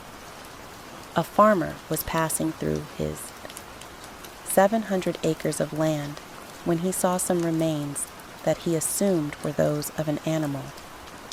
As he drew closer, he realized what it was. There was a human skull on the ground. There were no clothes, shoes, or jewelry near the remains, and the farmer stated he felt in his gut that those were the bones of the missing 20-year-old. He said, "I looked down and saw what looked like a human skull, and my first thought was that it was Morgan Harrington." The farm was around 10 miles away from the arena and was over a mile away from a main road. With no public access point, the farmer's gut instinct was tragically proven right when it was officially confirmed that after 3 months of searching, they had found the remains of Morgan Harrington. Morgan's father, Dan, would find out about the discovery via a reporter that had phoned him asking for a statement. Due to decomposition, an exact time and cause of death were unable to be determined. The autopsy listed her cause of death as homicidal violence of undetermined origin. Her bones were shattered, and her parents said they believed she had suffered immensely in her last moments. She endured a fracture on her upper left arm, 2 rib fractures, and a skull fracture. Morgan's mother, Jill, also confirmed that her daughter had been raped. A few months later, the shirt that was found outside of the apartment block was confirmed to be the shirt that Morgan had been wearing on the night she had last been seen. It wasn't long before the police announced they had made a big break in the case.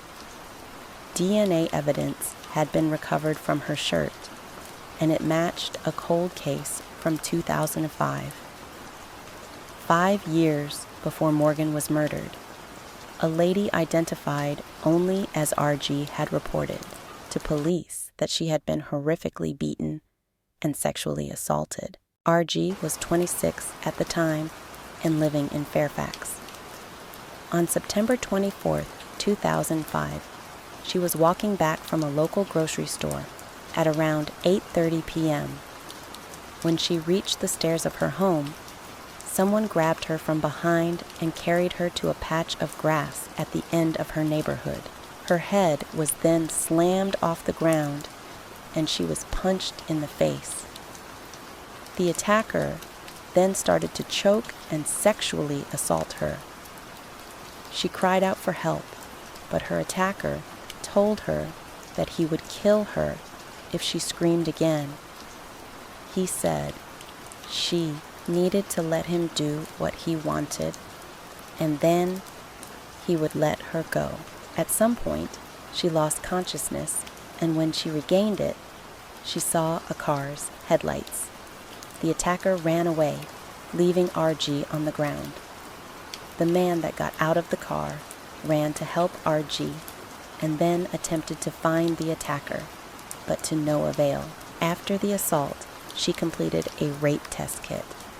RG also had DNA under her fingernails, but this did not match anyone in their database. Terrified and fearing for her life, RG returned to her home country of India, and sadly, the case went cold.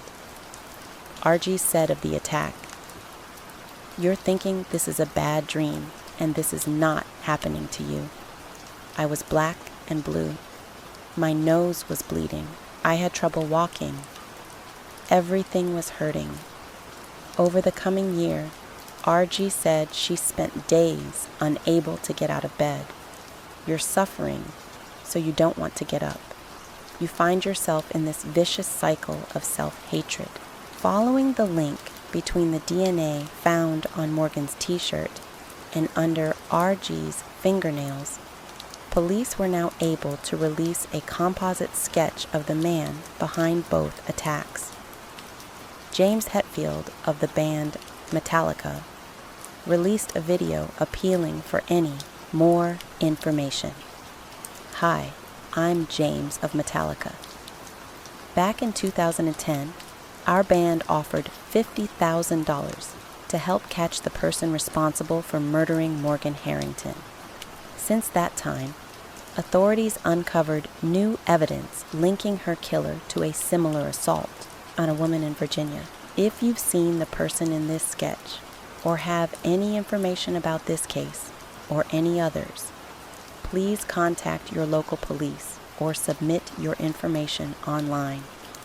Up to $150,000 was offered as a reward, with the band Metallica putting in $50,000 themselves. But it would be a further 5 years until the 2005 and 2009 cases of R.G. and Morgan Harrington were finally solved. And tragically, another life would be taken. 18-year-old Hannah Elizabeth Graham was a British-American second-year college student studying at the University of Virginia. Born in Reading, England in 1996, she moved with her family to Virginia at the age of 5. She was a talented athlete and high-achieving student. On the night of September 12, 2014, Hannah attended 2 parties. She and some friends headed off at around 11 p.m. to go to the first party of the night. After bumping into another friend at this party, Hannah and this friend left together to head to another gathering. However, Hannah was not at this party long before she told people she wanted to leave, saying she felt unwell. According to some sources, Hannah was very intoxicated by this point. A friend offered her a lift home, but she declined and headed off herself on foot. At around 1:20 a.m., Hannah sent a text message to a friend saying she was lost and trying to find her way to another party, but after this, no one heard from her. The next day was Saturday, and Hannah was set to meet up with some friends, but she never turned up. The following day, and with still no word from her, concern amongst her friends began to mount. They contacted Hannah's parents, who reported her missing just after 4 p.m. Links to Morgan's case were immediately made, and concern within the community began to grow. And we begin with breaking news this hour from Charlottesville. Police there are heading up the search for a missing University of Virginia student. Hannah Elizabeth Graham, seen here, was last heard from on Saturday when she texted friends around 1:00 in the morning. She is 18 years old, 5'11" tall, with a slim build, blue eyes, light brown hair, and freckles. Anyone with information on the whereabouts of Hannah Graham is asked to call Crime Stoppers at 434-977-400. Fortunately for the police, there was a lot of CCTV, and they quickly managed to piece together Hannah's last steps during the early morning hours. At 12:45 a.m., she was seen walking alone past a pub called McGrady's. 10 minutes later, Hannah was spotted again running past a Shell gas station. At 10:06 a.m., Hannah was captured at Sal's Pizza on East Main Street. At some point, a man was spotted following behind Hannah. During the investigation, he told police he was following her because she seemed distressed, and he wanted to make sure she was safe. Further analysis of the same CCTV picked up something else of interest. Hannah was now being closely followed by another man. This man was originally on the opposite side of the mall. He then crossed over and started walking behind Hannah. A witness said, "This man, who in their words did not look friendly, put his arm around Hannah. He then took her to the bar Tempo and bought her a drink. Later, the same man was seen standing by an orange car with Hannah, and she could be overheard saying, 'I am not getting into that car with you.'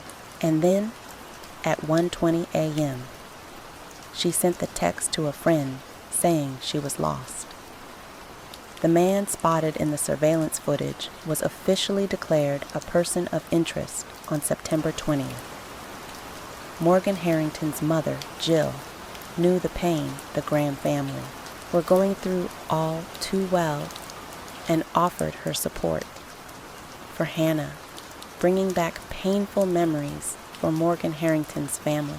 The 20-year-old college student was abducted and murdered in Charlottesville in October 2009. Joining us now, Morgan's mother, Jill Harrington, founder of Helped Save the Next Girl. Jill, good morning. Good morning. You know, you live this nightmare yourself, and you've been living it for so long. You had to be heartbroken to hear that. Here we go again. It looks like, there are so many young women from our part of the country, our part of Virginia, missing and are murdered just since Morgan was killed. And it is gut-wrenching to think that another family is going through that anguish. We just are sick about it. It's unfathomable. Dan and I keep looking at each other and thinking, how did we get through it?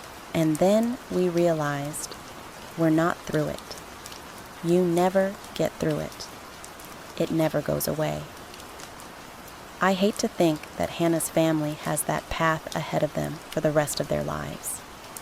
We really are hoping the community can band together, give more information, and we can have a good resolution for the Graham family.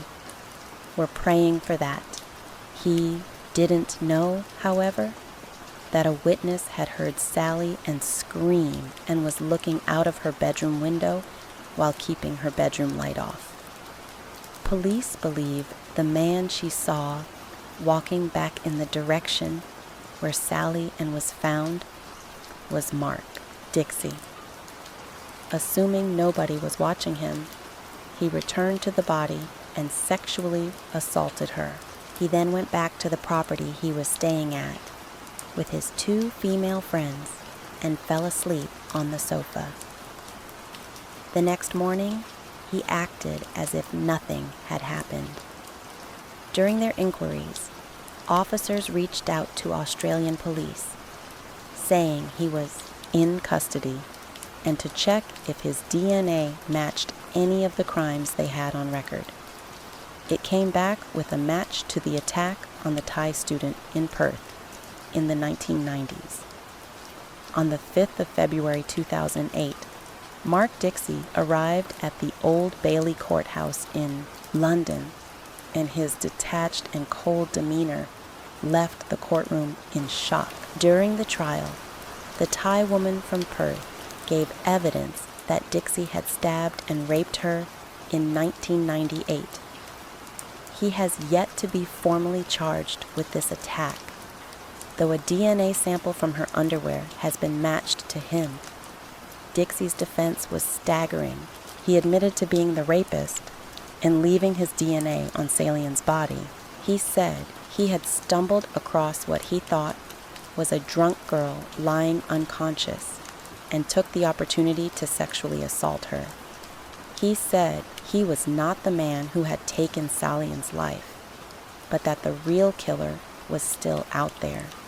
He never once offered an explanation for his appalling crimes. Before long, it was time for the jury to deliver their verdict. Mark Dixie was found guilty in a unanimous decision. He received a mandatory life sentence with a minimum term of 34 years.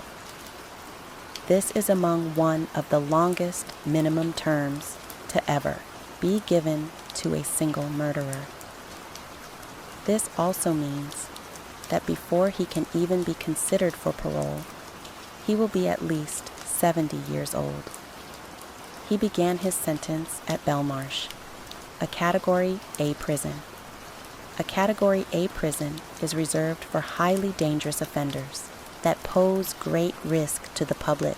He was then moved to Longland Prison after other inmates threatened to attack him at Belmarsh. In 2014, it was revealed that he had been moved again to another prison, HMP Franklin. This, too, was for his own protection. DCI Chrysler Pear, who was part of the murder squad, described him as one of the most frightening people he had ever encountered. during his entire career. Due to the importance of DNA solving her daughter's case, Linda Bowman is a vocal advocate for a compulsory DNA database. She believes that had DNA not been found, Louis Broston may have been wrongfully convicted. Stuart Kunde, who led the investigation into Sally and Bowman's murder, agreed, saying, "It is my opinion that a national DNA register with all its appropriate safeguards could have identified Sally's murderer within 24 hours. Instead, it took nearly 9 months before Mark Dixie was identified, and almost 2 years for justice to be done." Their calls for a DNA database were rejected by ministers and other politicians who argued it would be impractical as well as have negative implications for civil liberties. After years of denial, in January 2015, Mark Dixie finally confessed to murdering Sally and Bowman.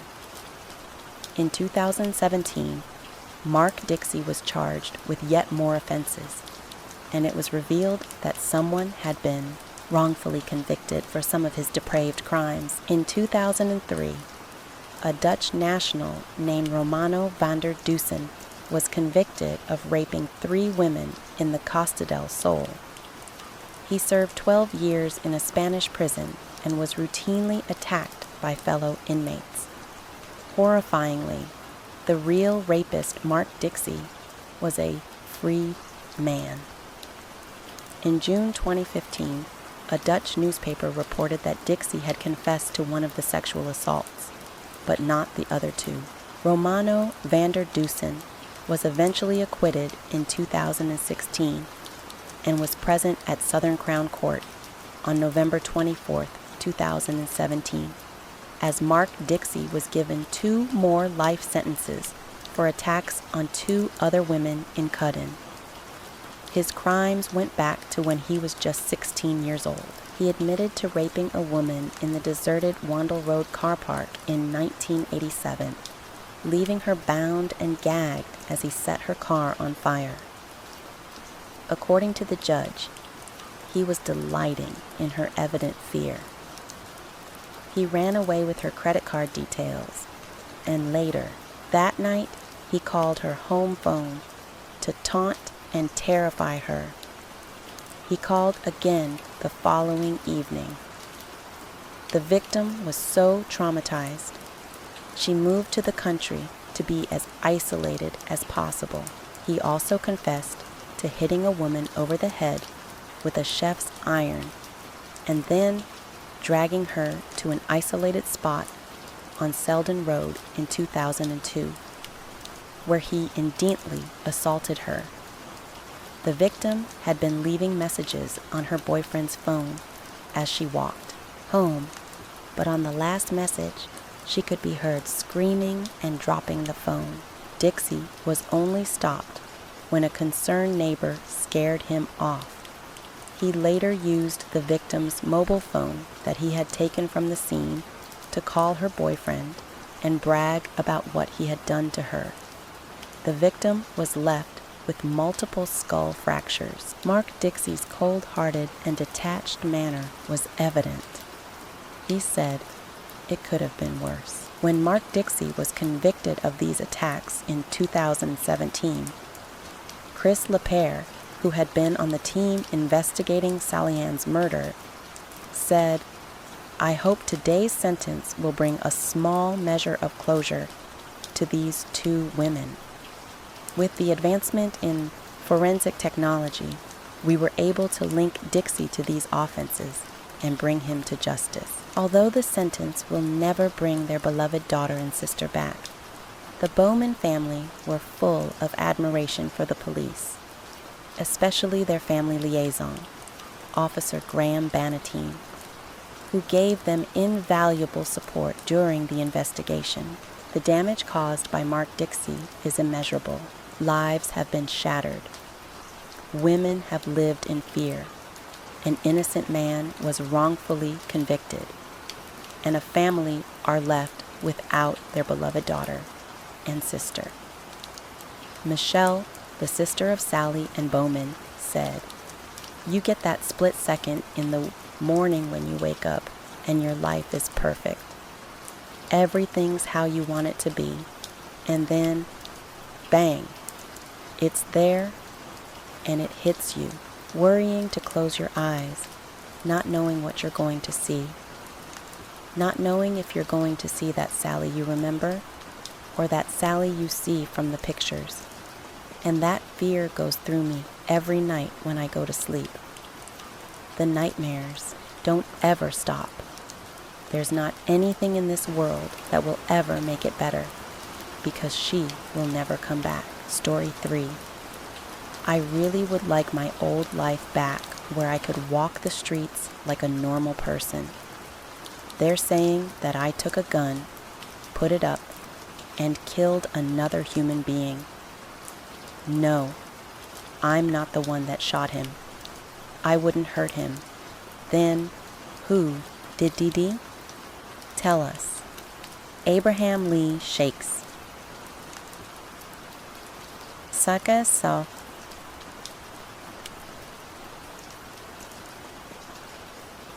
Shakespeare was born in 1966.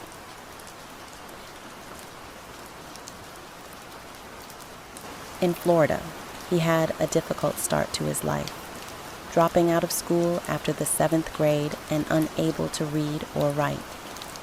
He spent time in juvenile prisons for various burglaries, but soon started working odd, laboring jobs to support himself. His mother, Elizabeth, whom he was very close to, said he was a hard worker and always made sure he was employed in some way. Abraham had his first child with his on-again, off-again partner, Antoinette, and his baby boy was named Moses.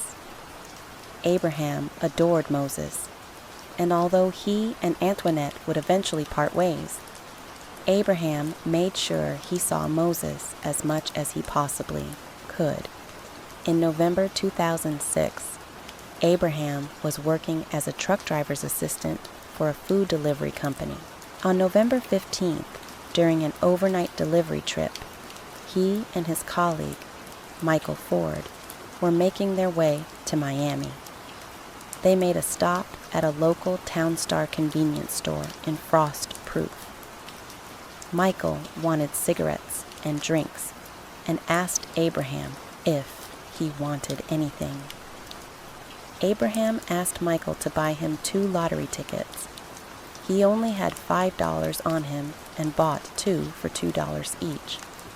Little did he know, he had just purchased the Florida Lotto winning ticket worth $30 million, and his life had just changed forever. He had gone from scraping by on odd jobs to being a multi-millionaire, never having to work a day in his life again. But less than 3 years later, the money would be gone, and Abraham Shakespeare would be a missing man. When it comes to accepting lottery winnings, you can either choose to get the money paid to you in annual installments, or you can take a one-time lump sum payment. Abraham Shakespeare chose to take the lump cash sum of $17 million before tax. In January 2007, he purchased a beautiful home in a gated community in Florida for $1.1 million. He also put $1 million into a trust fund for his son. But after this, he wouldn't really make any other large purchases for himself, instead choosing to gift or loan the money to other people. Later, in April 2007, Abraham was approached by his old truck driving colleague, Michael Ford. Michael demanded a share of the money on the basis that he had been the one to purchase the tickets for him. He refused to pay, resulting in Michael suing Abraham. Michael then alleged it was in fact him who had bought the ticket for himself, and then kept them in his wallet, and Abraham had stolen them. However, the jury did not believe the story, and in October 2007, after just an hour of deliberation, they ruled that Abraham had not stolen the tickets, and Michael Ford received nothing. Abraham had become somewhat of a local celebrity off of the back of his lottery win, and it wasn't long before people wanted a piece of his new lifestyle. Abraham was described as someone who thought with his heart rather than his head, and as a result was incredibly generous with his substantial fortune. He paid off people's mortgages, gave people huge loans and gifts, and paid for medical bills and funerals. Abraham was kind in giving, not just with those close to him, but with strangers, too. He also returned the favor to people that had helped him when he was struggling for money. The man in the CCTV turned out to be a 32-year-old nursing assistant and occasional taxi driver, Jesse Matthew Jr. The same night Hannah went missing, Jesse had been seen lurking in different bars, approaching various women, and behaving inappropriately. Police conducted a search of Jesse's home and took several items to be examined. On September 21st, Jesse visited a Charlottesville police station and spoke briefly with officers before asking for a lawyer. When he was released, he drove away from the police station at such a high speed that it prompted officers to charge him with reckless driving and obtain a warrant for his arrest. Hundreds of volunteers were helping Hannah's family and the police search for her. Charlottesville. Police Chief Timothy Lango said he believed that Hannah was either in Charlottesville or in one of the 9 surrounding counties.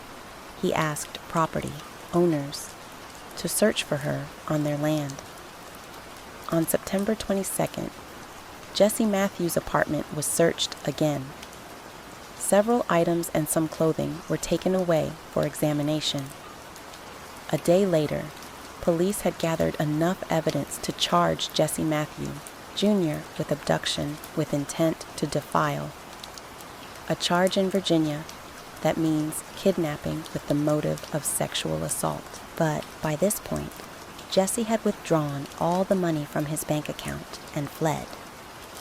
He was found a few days later camping out on a Texas beach 1,300 miles away and was arrested that afternoon. Are you Jesse Matthew Jr.? Yeah, Mr. Matthew, my name is Judge Henry. You have 2 charges this morning. You have got a fugitive from justice warrant out of Virginia for abduction of a person with intent to defile. You have got a Galveston County charge of false information to a peace officer. Your bond is denied on the fugitive from justice warrant. Okay, you're not entitled to a court-appointed attorney on the fugitive from justice warrant, except defied extradition. And sir, I got a question for you. Okay, like they took all my clothes and they got me sleeping on a hard thing. I don't feel like I should be able to have some kind of clothes. You appear to me to be dressed in a jumpsuit. Well, once I get back, they're going to take my jumpsuit off and tell me I can take my jumpsuit off. Medical has to clear you out of medical. That's a requirement of medical. So, once medical sees you and clears you, and they move you to another cell, then they'll give you the jumpsuit back. Is this for Virginia? Yes. So, what is the Virginia warrant again? The Virginia warrant is a fugitive from justice warrant. The underlying charge is abduction of a person with intent to defile. Now, it's going to have you sign 2 times saying that you're not requesting a court-appointed attorney this morning. What? I'm sorry.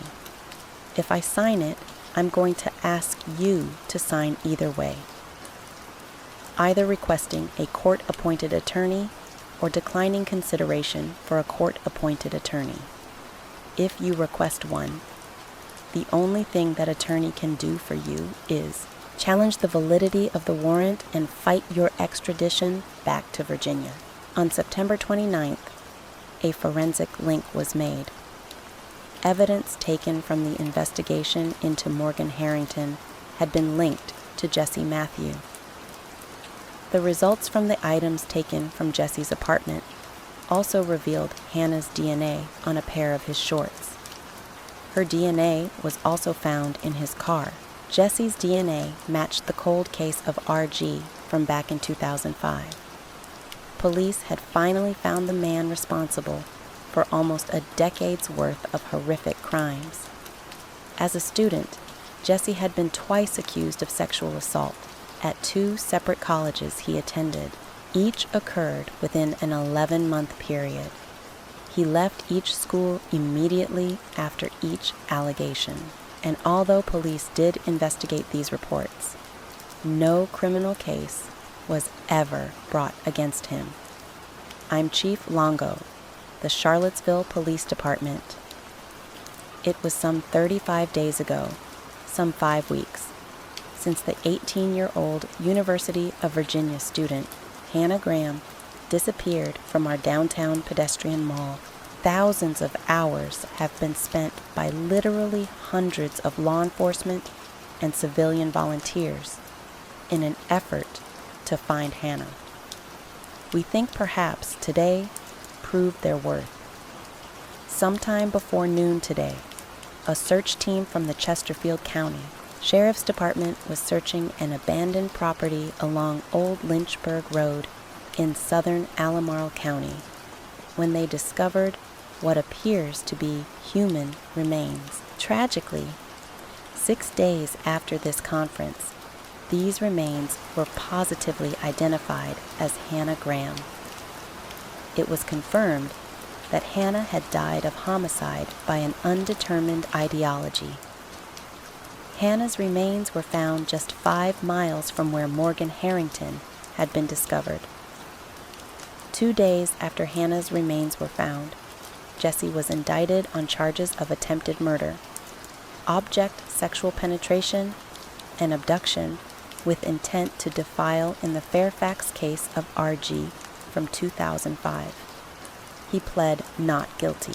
Shortly before the trial in RG's case began, Jesse was also indicted on a first-degree murder charge in Hannah Graham's case.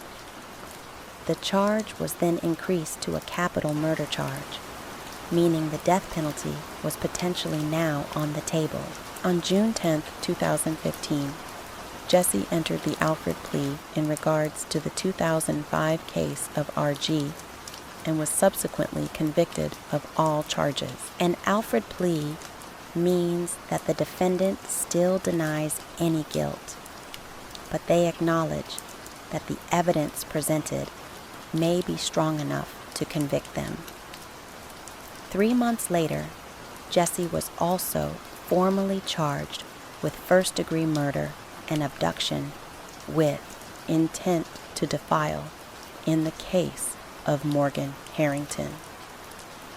Police believe that the night Morgan was abducted, Jesse may have lured her into his taxi as she was looking for a lift home.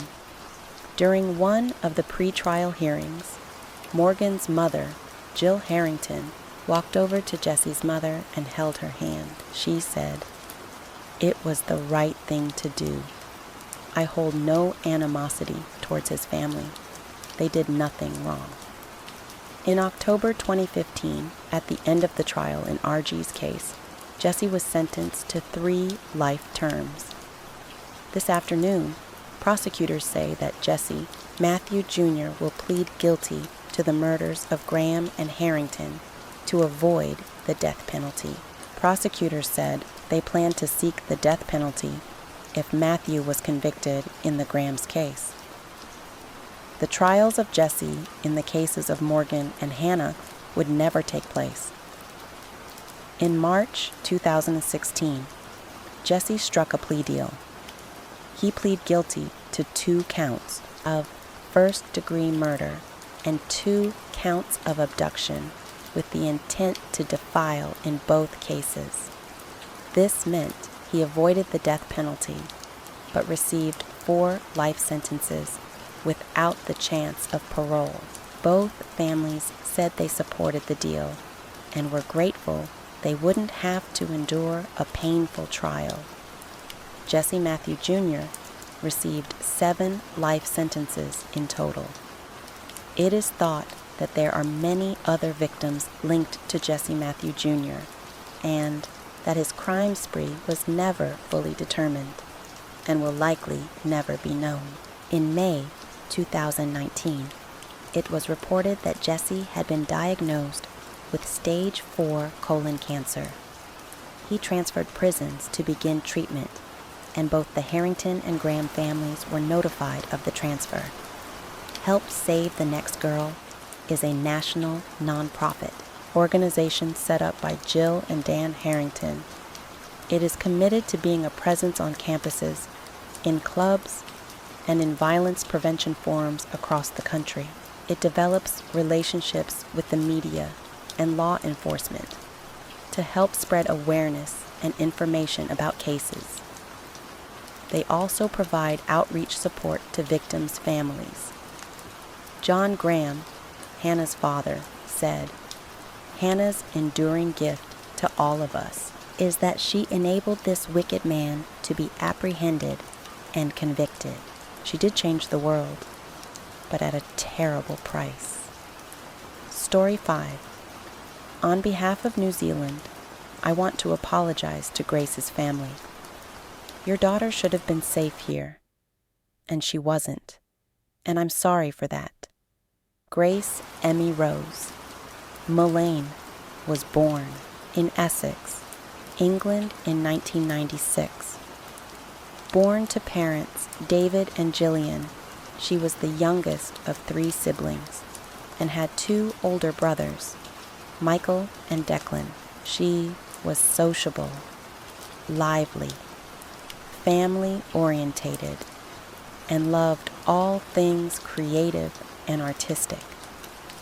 Grace attended the University of Lincoln and graduated with a degree in advertising and marketing. She was excited for a new adventure before she started the next phase of her life. She had saved up for a year-long backpacking tour after her graduation. Grace was described as compassionate and caring, and before she left for her trip, she cut her long hair off and donated it to the Little Princess Trust so it could be turned into wigs for children with cancer. In October 2018, Grace left her family home and set off on her travels. The adventurous and outgoing graduate traveled to Peru before spending 6 weeks in South America. She met up with other travelers along the way and was keen to share her journey with everyone back home. On November 19th, 21-year-old Grace arrived in New Zealand alone. 11 days later, she reached Auckland. Thank you for coming today. As you know, Grace has been missing for several days. We lasted contact with her on Saturday, December 1st. And as a family, we've been extremely concerned for her welfare. Grace is a lovely, outgoing, fun-loving, family-orientated daughter. Grace has never been out of contact for this amount of time. She's usually in daily contact with either her mother and myself, her 2 brothers, members of the family on social media. She arrived here on the November 20th and has been bombarding us with numerous photographs and messages of her adventures. We're all extremely upset, and it's very difficult at this time to fully describe the range of emotions we are going through. The investigation was moving quickly, and although police didn't name him, they revealed they had spoken to Jesse and that he was a person of interest. The more time ticked by, the more fearful people became, and the police stated that they had grave concerns for Grace. On December 8th, as more and more evidence was coming to light, Jesse was eventually taken into custody and interviewed again. His story had now drastically changed. That you're willing to speak to us about the events of last Saturday. Is that correct? Yes. Tell me what happened last Saturday. She started talking to me about 50 Shades of Grey. We started having sex. At first, it was just normal, and then she asked me if we could get into bondage, having, I guess, more violent sex. We ended up on the floor, and then she told me to hold her throat. So I went into the shower, and then all I remember is falling asleep in the shower. I need to stop. I need to go. Jesse said that when he had awoken the next morning and realized Grace was dead, he went into shock. He panicked and put her body in a suitcase and drove out to bury her. He still denied any guilt, however. I didn't know what to do. I went downstairs and I was just, I don't know. I was all over the place. You've come out of the shower. The lights been on in the shower. You've put a towel around you. You've turned the light off. And then you've returned to your bed and you've gone to sleep in your bed. And at that point, when you exit the shower, you don't look around, but your assumption from the silence. I thought that she'd gone. I thought she had left. We're going to head out of here very, very soon. And you're going to take us to where you buried her. She will likely be exhumed tomorrow at some point. And after that, a pathologist, a specialist doctor, will perform a post-mortem. They're very skilled at establishing people's causes of death. Do you understand that? Did you kill Grace Mullane? Jesse Kempson? You're under arrest for the murder of Grace Mullane. The forensic search of Jesse's room added more to the already disturbing story. Despite Jesse's attempts to clean up, Grace's blood covered the floor of the hotel room. Given what Jesse had told them, it didn't take long for police to start searching an area on Scenic Drive near the Whitaker Reservoir. Shortly after 4:00 p.m. that day, officers found a body around 10 yards from the road. The area was identified late last night as a location of interest as a result of our investigative work. I can now advise that a short time ago, we located a body which we believe to be Grace. The formal identification process will now take place. However, based on the evidence we have gathered over the past few days, we expect that this is Grace. The focus now is to piece together exactly what happened to a young girl who came to New Zealand on her OE. Obviously, this brings a search for Grace to an end. It was an unbearable time for the Malay family, and our hearts go out to them. Any father, any parent in this situation will struggle. Yeah, I feel for them. I have a daughter in her 20s. So, yeah, we're putting a lot of support around him. It's difficult because he's here with a brother from England and the rest of the family are back home. The Ice-Caught Beard had been heading the investigation and was working closely with the Malayan family. For him and his team that had been hoping to find Grace safe and well and bring good news to the family, it was clear how much of a painful moment this was for everyone involved in the search. The grief was shared throughout the nation. Thousands of people paid tribute to Grace and held vigils. The New Zealand Prime Minister, Jacinda Ardern, publicly apologized to Grace's parents and offered hers and her country's full support. I cannot imagine the grief of her family and what they will be experiencing and feeling right now. My thoughts and prayers are with her father, David, who is in the country, her mother, Jillian, who cannot be here, and her wider family, friends, and loved ones. On behalf of New Zealand, I want to apologize to Grace's family. Your daughter should have been safe here, and she wasn't, and I'm sorry for that. I've advised the family through the police that if there is anything we can do to assist, we are here to help with it. Following this, Jesse Kempson was formally charged with the murder of Grace Mullane. On December 10th, just 5 days after Grace was reported missing, Jesse appeared in court in Auckland. He was granted an interim name suppression to ensure a fair trial, which is why so much of his interview footage was blurred out for a long time. Following an autopsy, a pathologist confirmed that Grace had been strangled and had bruises on her arms and chest, consistent with being pinned down. Considerable force would have been required, and the pressure on her neck must have lasted between 4 and 5 minutes to be enough to kill her. At around 1:30 a.m. on Sunday, as Grace lay dead in his room, Jesse carried out a number of internet searches. Using his phone, he looked up hottest fire, flesh-eating birds, and white-ear ranges, the location where he would later try to bury Grace's body. After this, he trolled through a pornography site. He then took several intimate photos of Grace's dead body. Just over a month after Grace was found, hundreds of people turned out for her funeral at Brentwood Cathedral in Essex. Detective Inspector Scott Beard, who had been looking after the case, flew to England to pay his respects and support the Mullane family.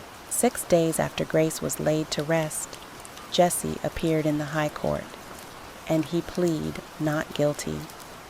His trial began in November later that year.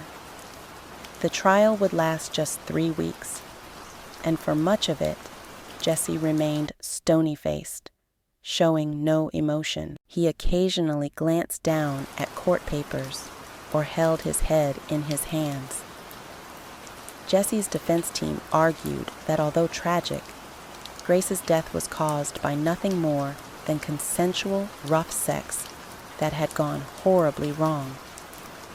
They claimed that Grace had engaged in sexual encounters like this before meeting Jesse, and this time it had been a tragic case of sexual misadventure.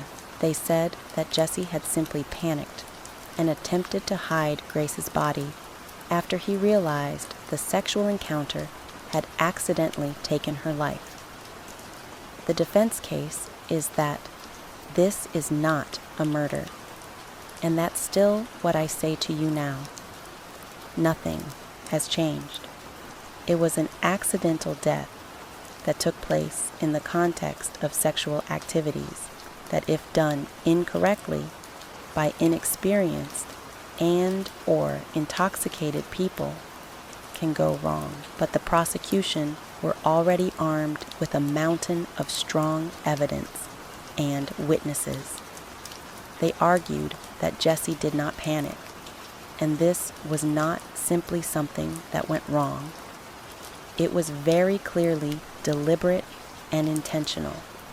They said that he had calmly and callously said about covering his tracks, creating what they called a labyrinth of storytelling and lies as he went. In this case, to have killed Grace Mullane, the defendant, the gentleman over here at the back behind me, had to have had her under his grip, suffocating her Strangling her is probably the correct term for a total of 5 to 10 minutes, at some point of which she lost consciousness and would have become, under his handhold, unconscious and limp and lifeless, and he had to carry on. And if that's not reckless murder in this country, ladies and gentlemen, somebody will have to explain to me what is. Do you find the defendant, Jesse Shane Kempson, guilty or not guilty? Guilty, despite his protests of innocence on the 22nd of December, 2019. After just 5 hours of deliberations, Jesse Kempson was found guilty of the murder of Grace Mullane. Jesse was sentenced to life in prison with a minimum non-parole period of 17 years. You are a large and powerful man. She was diminutive. In those circumstances, Ms. Mullane was particularly vulnerable. You are in a position of total physical dominance. On a daily basis, I torment myself over what you did to my Grace. The terror and pain she must have experienced at your hands. As a mother, I would have done anything to change places with her. I'd sit full of guilt, knowing I couldn't help her. But I should have been there. She died terrified and alone in a room with you. The verdict of murder today will be welcomed by every member of the Mullane family and friends of Grace. It will not reduce the pain, the suffering that we've had to endure over the past year. Grace was taken away from us in the most brutal fashion a year ago, and our lives have been, and family have been, ripped apart. This will be with us for the rest of our lives. We would like to thank several people, Auckland Police Force, being professional, diligent, and thorough all through this investigation. Last but not least, we would love to thank the people of New Zealand. They've opened their hearts to Grace and her family. I cannot express our gratitude enough for all the offers and gifts of kindness that we have received over the last year. I've always thought that if it wasn't Grace, it was going to be someone. Now, I'm not a psychologist, so I can't talk about psychological profile, but what we do know is he's a liar. You know, a number of times we've proved he lied to the police. She checked into a hostel called the Base Backpackers on Queen Street, sharing a room with some other travelers. Saturday evening, December 1st, 2018, Grace left the hostel just before 6 p.m. and headed out into the city center, dressed in a knee-length black dress, white shoes, and carrying a small handbag. She had made plans to meet someone she had matched with on Tinder. Initially, Grace didn't seem too sure on meeting up, but after some more talking, her and her date eventually made a plan to get some drinks. Grace met her date at a place called Sky City, an entertainment complex with bars, restaurants, and a casino. Grace had been sending messages to her friend Amina back home, saying, "I click with him so well. He's an oil manager. He lives in a hotel." By all accounts, the evening appeared to be going well. About an hour later, they visited a place called the Bluestone Room.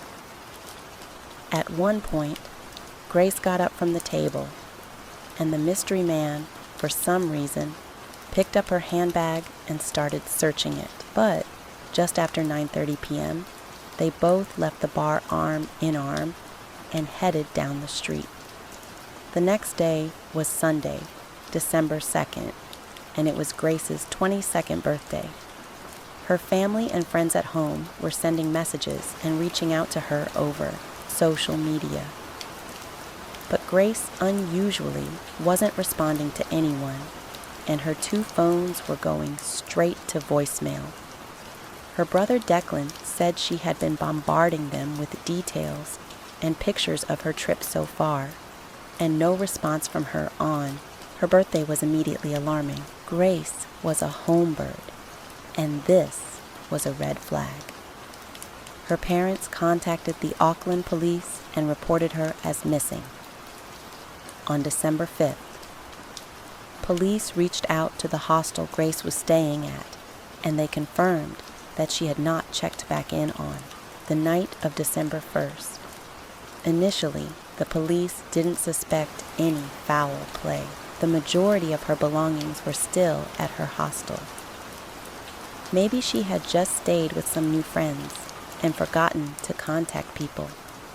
Fortunately for detectives, it didn't take long to track down where Grace had been on that Saturday evening due to the vast amounts of CCTV from around the city. The mystery man she was spotted with that night was quickly identified. The very night Grace was last seen, she had changed her profile picture on Facebook. A comment was posted underneath the picture saying, "Beautiful, very radiant." The person that commented was also the Tinder date seen drinking with Grace. This man was Jesse Kempson, who was currently residing at the City Life Hotel in Auckland. Jesse had written a post prior to the comment, which caught more attention. Extracts of the post stated he was sorry for his mistakes, his arrogance, and his selfishness.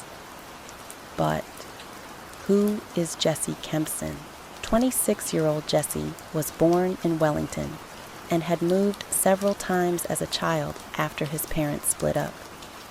He had been partially raised by his grandparents and was virtually estranged from a lot of his family. Jesse was described by everyone who knew him as a pathological liar. He claimed everything from being the cousin of a famous All Blacks rugby player to telling people he was dying of cancer. He lied to employers, landlords, partners, and his family and friends. Time and again, Jesse's fake world caught up with him, and he was frequently evicted from his flats and lost jobs due to his compulsive lying. A former landlord of Jesse said he had claimed to be a professional softball player who had been signed up by New Zealand's national softball team, the Black Sox. He'd lie and say he was waiting on contract money, but after 8 weeks of excuses, the landlord contacted the Black Sox management, and again, Jesse's lies were exposed. He told his landlord at the City Life Hotel that he was a top manager for Woolworths. In reality, his rent was being paid by state benefits. Jesse's last job was in telephone sales. This also ended in a dismissal due to his lies, and this all happened on the very day he met Grace Mullane on December 1st. Jesse was the last known person seen with Grace that night, and police knew he was the man they needed to help fill in the gaps. The same day, Grace was reported missing. On December 5th, Jesse was asked to come into the station to answer some routine questions. And so, I was talking to Grace on Tinder. We'd matched on Friday. I saw that we'd matched the next day on the Saturday. And then we met at Sky City. And then we decided that we're going up to Andy's Burger Bar, which is on the first floor. Whose idea was it to go to that particular burger place? Me. Because I didn't initially know that she was real. What do you mean? Well, there's a lot of... So, have you heard of catfish? No. So, Catfishing is where someone uses your profile or uses your photos and pretends to be you in the midst, and you're a completely different person. How does meeting in a public place sort of protect you from meeting someone who's not as good looking as? Well, there's security there. So if she wasn't who she said, she was at least in my mind, I'd feel safe. Yeah, that's us down there. Yep, so she's going that way, and I'm going across the street. I go down Queen Street. No, I go down Victoria Street, straight down to the bottom and then hang a left, and I head towards the viaduct. You've kind of walked in a bit of a funny direction if you were planning to go to the viaduct. Is there a particular reason you were going to do that? I feel safer down that way, and we're very, very concerned for her safety. Obviously, it's entirely possible that she's been the victim of foul play. Okay, you understand what that means? Yep. What would your feelings be about providing us with a voluntary DNA sample in the event that we can compare that against something? Would you be happy with that? Yeah, 100%. I mean, I know I haven't done anything wrong, so I'm happy to do it. Okay. At this stage, we don't know what's happened to this girl. Okay. It's possible that somebody has killed her. Okay. You understand that? Yep. She might.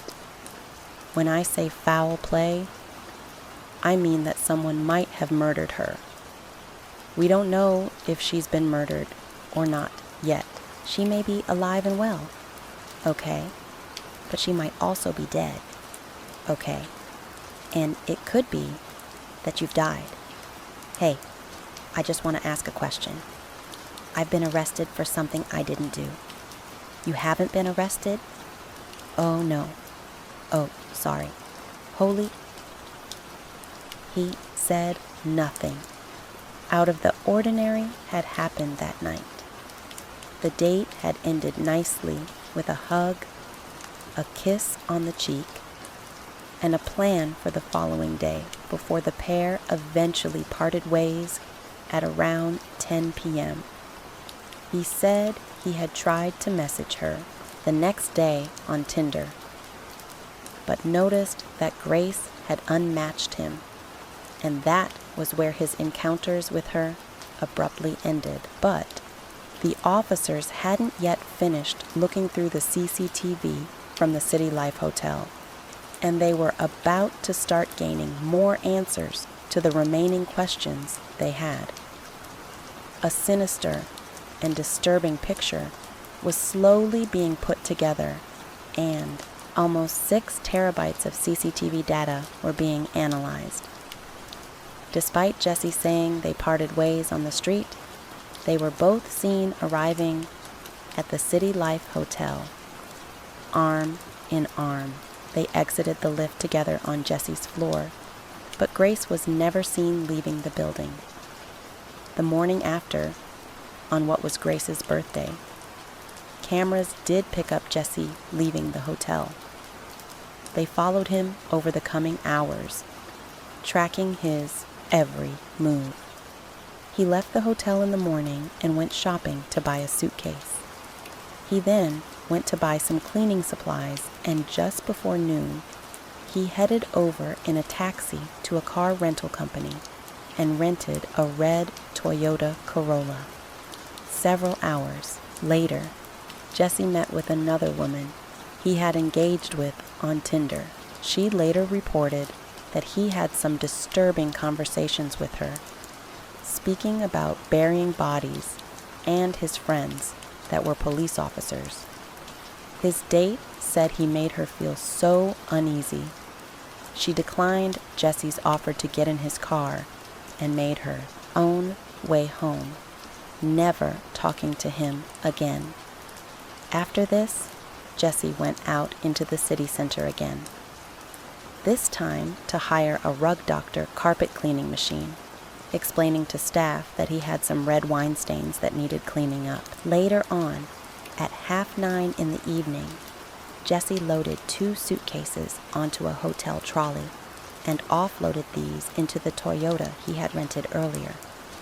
At around 7 a.m. the next day, he was picked up on camera again, this time buying a shovel, and 2 hours later, he was spotted power washing the car.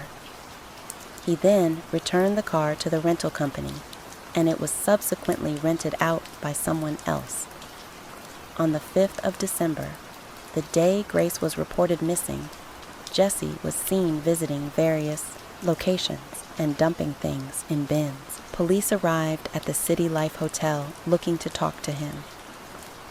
Just as they reached the front desk, Jesse returned to the hotel himself.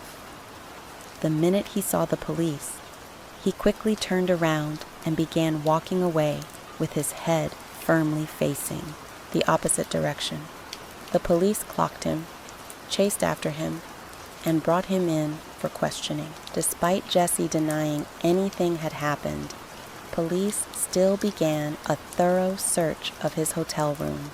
We begin tonight with a public appeal for missing British backpacker Grace Mullane. A short time ago, police held a press conference to appeal for sightings of the 22-year-old, who has not been seen since 7:15 p.m. on Saturday night. On December 7th, David, Grace's father, was now in Auckland. He made an emotional plea for help. "I'm David Mullane, Grace's dad." He lied to employers, landlords, partners, and his family and friends.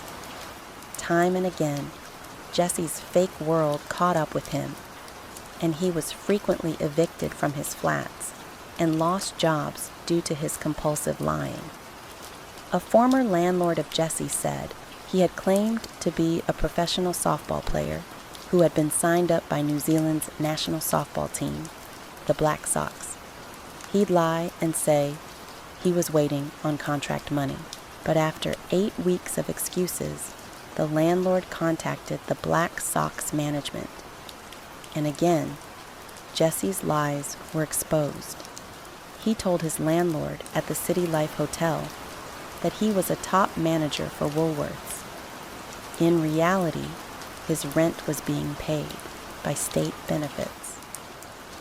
Jesse's last job was in telephone sales. This also ended in a dismissal due to his lies, and this all happened on the very day he met Grace Mullane on December 1st. Jesse was the last known person seen with Grace that night, and police knew he was the man they needed to help fill in the gaps. The same day Grace was reported missing, on December 5th, Jesse was asked to come into the station to answer some routine questions. And so, I was talking to Grace on Tinder. We'd matched on Friday. I saw that we'd matched the next day on the Saturday, and then we met at Sky City. And then we decided that we're going up to Andy's Burger Bar, which is on the first floor. Whose idea was it to go to that particular burger place? Me, because I didn't initially know that she was real. What do you mean? Well, there's a lot of... So, have you heard of catfish? No. So, catfishing is where someone uses your profile or uses your photos and pretends to be you in the midst, and you're a completely different person. How does meeting in a public place sort of protect you from meeting someone who's not as good looking as? Well, there's security there. So, if she wasn't who she said, she was, at least in my mind, I'd feel safe. Yeah, that's us down there. Yep, so she's going that way, and I'm going across the street. I go down Queen Street. No, I go down Victoria Street straight down to the bottom, and then hang a left, and I head towards the viaduct. You've kind of walked in a bit of a funny direction. If you were planning to go to the viaduct, is there a particular reason you were going to do that?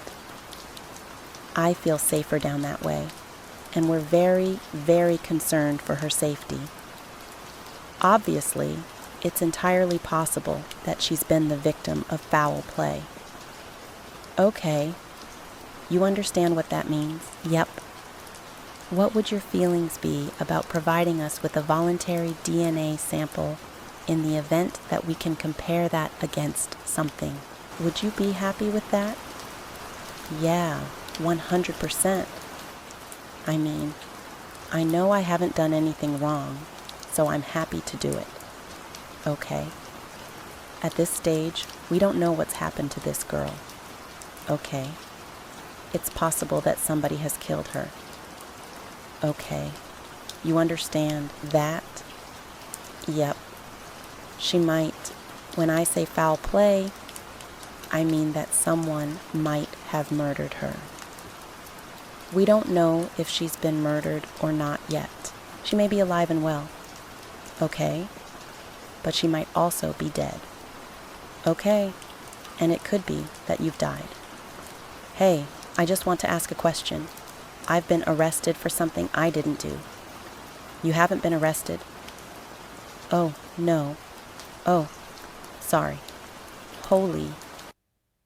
He said nothing out of the ordinary had happened that night.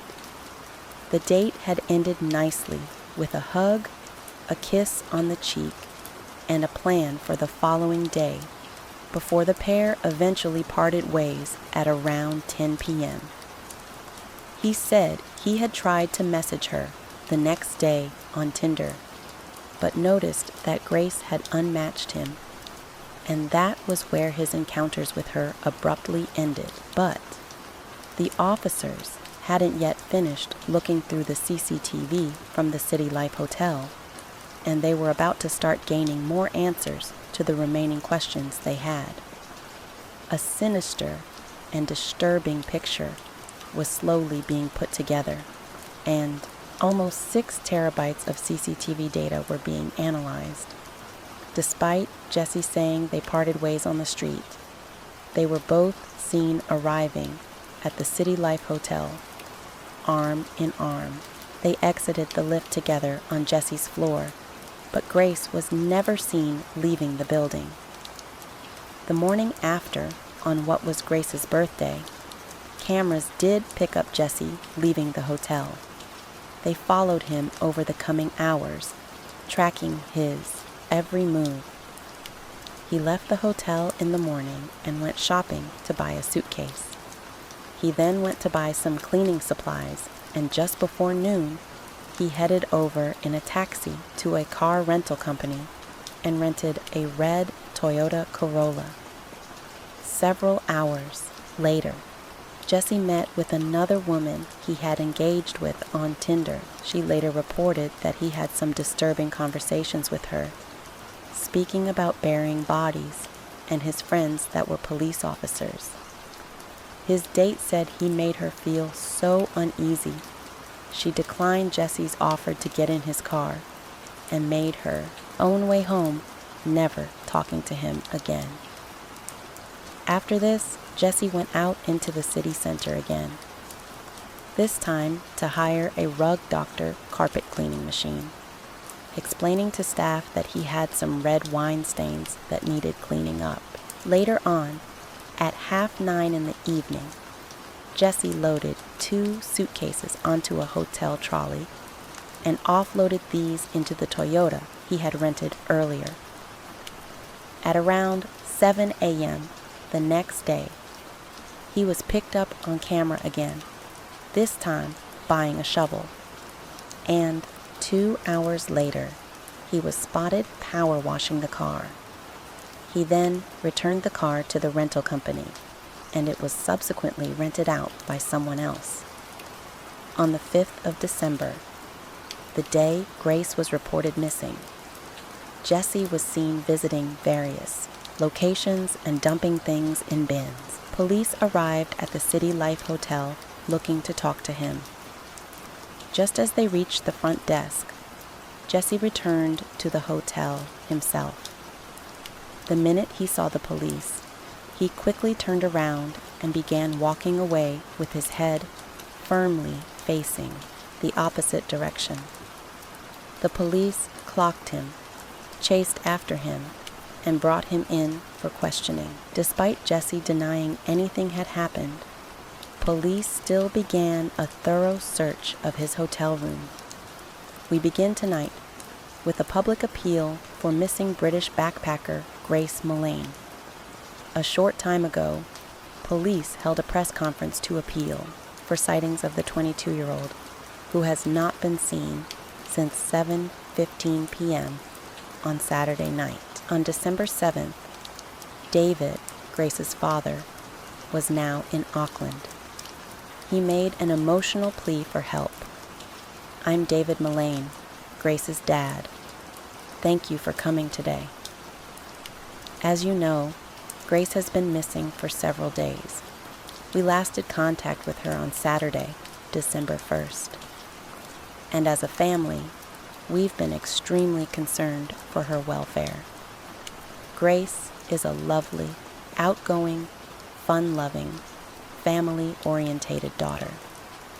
Grace has never been out of contact for this amount of time. She's usually in daily contact with either her mother and myself, her two brothers, members of the family on social media. She arrived here on the November 20th and has been bombarding us with numerous photographs and messages of her adventures. We're all extremely upset, and it's very difficult at this time to fully describe the range of emotions we are going through. The investigation was moving quickly, and although police didn't name him, they revealed they had spoken to Jesse and that he was a person of interest. The more time ticked by, the more fearful people became, and the police stated that they had grave concerns for Grace. On December 8th, as more and more evidence was coming to light, Jesse was eventually taken into custody and interviewed again. His story had now drastically changed. That you're willing to speak to us about the events of last Saturday. Is that correct? Yes. Tell me what happened last Saturday. She started talking to me about 50 Shades of Grey. We started having sex.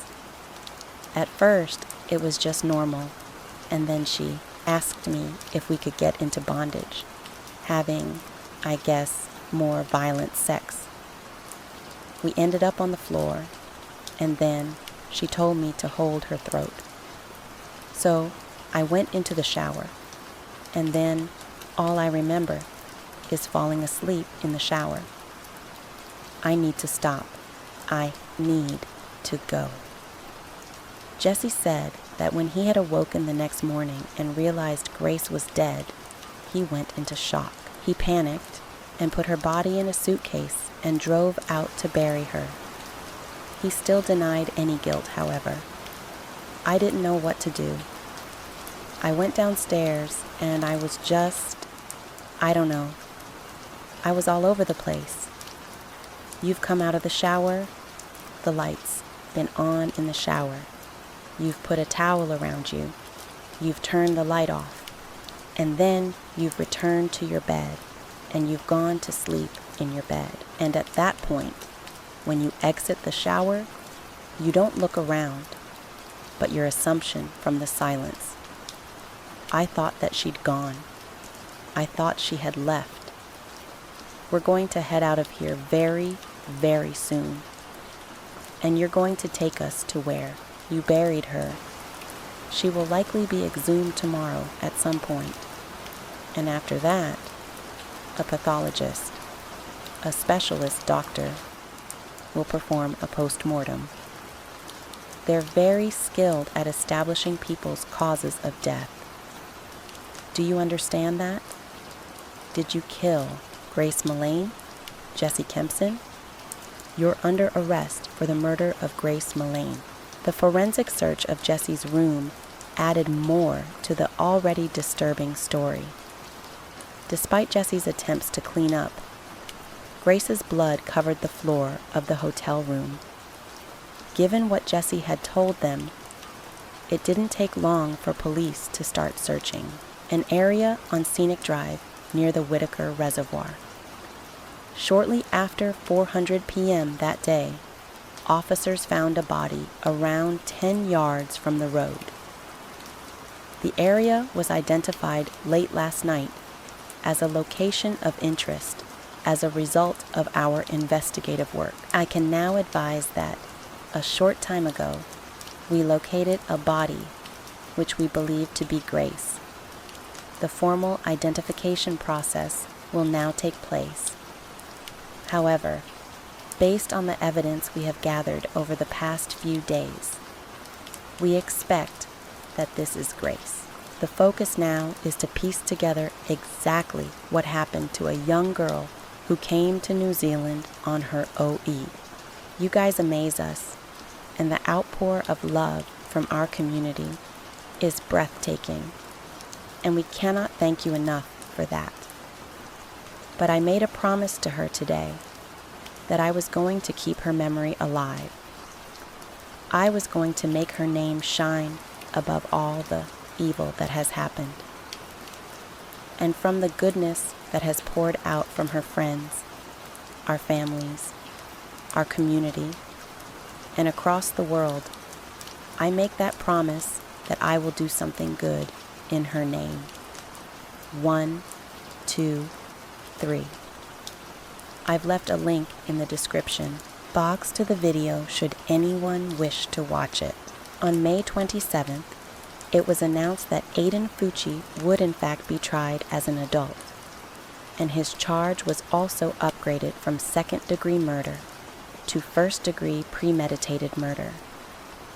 He was indicted unanimously by a grand jury on first-degree murder charges. The indictment against Aiden Fucci for first-degree murder involving our victim, Tristan Bailey. Once the grand jury had done the indictment, we did a transfer order, which I believe some of the folks in the media had already gotten a hold of, transferring the case from juvenile court to adult court. The indictment is the triggering document which signals and executes the move into the adult court system. So, Aiden Fucci will be tried as an adult in St. Johns County for first-degree murder. First off, I want to tell you, it brings me no pleasure to be charging a 14-year-old as an adult with first-degree murder, but I can tell you also that the executive team and I reviewed all the facts, all the circumstances, the applicable law, and it was not a difficult decision to make that he should be charged as an adult. It's a sad decision and a sad state of affairs, but it was clear to us after we looked at what happened that it was not only appropriate to charge the defendant as an adult, but it was really the only choice that we could make. The defendant made statements to several people that he intended to kill someone. He didn't say who that was, but he indicated to witnesses that he was going to kill someone by taking them in the woods and stabbing them. And there's additional items that we are looking at now that have been sent to the FDLE lab for confirmation of blood and DNA analysis. Here is what we know about what it means for Aiden to be tried as an adult, as opposed to a juvenile. If he was charged as a juvenile, it means he cannot legally be held in jail beyond the age of 21.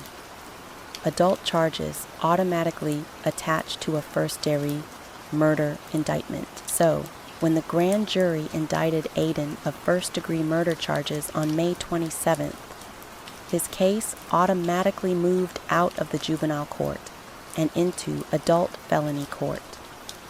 In his first court appearance since it was announced he would be tried as an adult Judge Howard M. Mounts laid out the charges he is facing. It is May 28, 2021. I'm Judge Mounts. This is the first appearance in the state of Florida versus Aiden Fucci, which is case number 21825 CF. Are you Aiden Fucci? Yes, sir. Okay. Very well. State is here represented by Mr. Lewis. Mr. Fucci is here represented by Miss Peoples. Good morning, everybody. All right, Mr. Fucci, if you'll raise your right hand for me, please, do you solemnly swear or affirm that any testimony you give today will be the truth, the whole truth, and nothing but the truth to help God? Yes, sir. All right. So, let me tell you what you are charged with. You have been indicted by the St. Johns County Grand Jury on the charge of first-degree premeditated murder. That is a capital felony that is normally punishable by up to death or life imprisonment.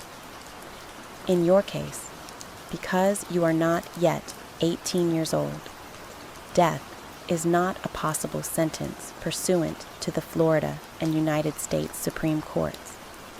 But this charge does carry a maximum penalty of life imprisonment. Do you understand the charge against you? Yes, sir. The indictment and CAPAS that followed set your bond at none.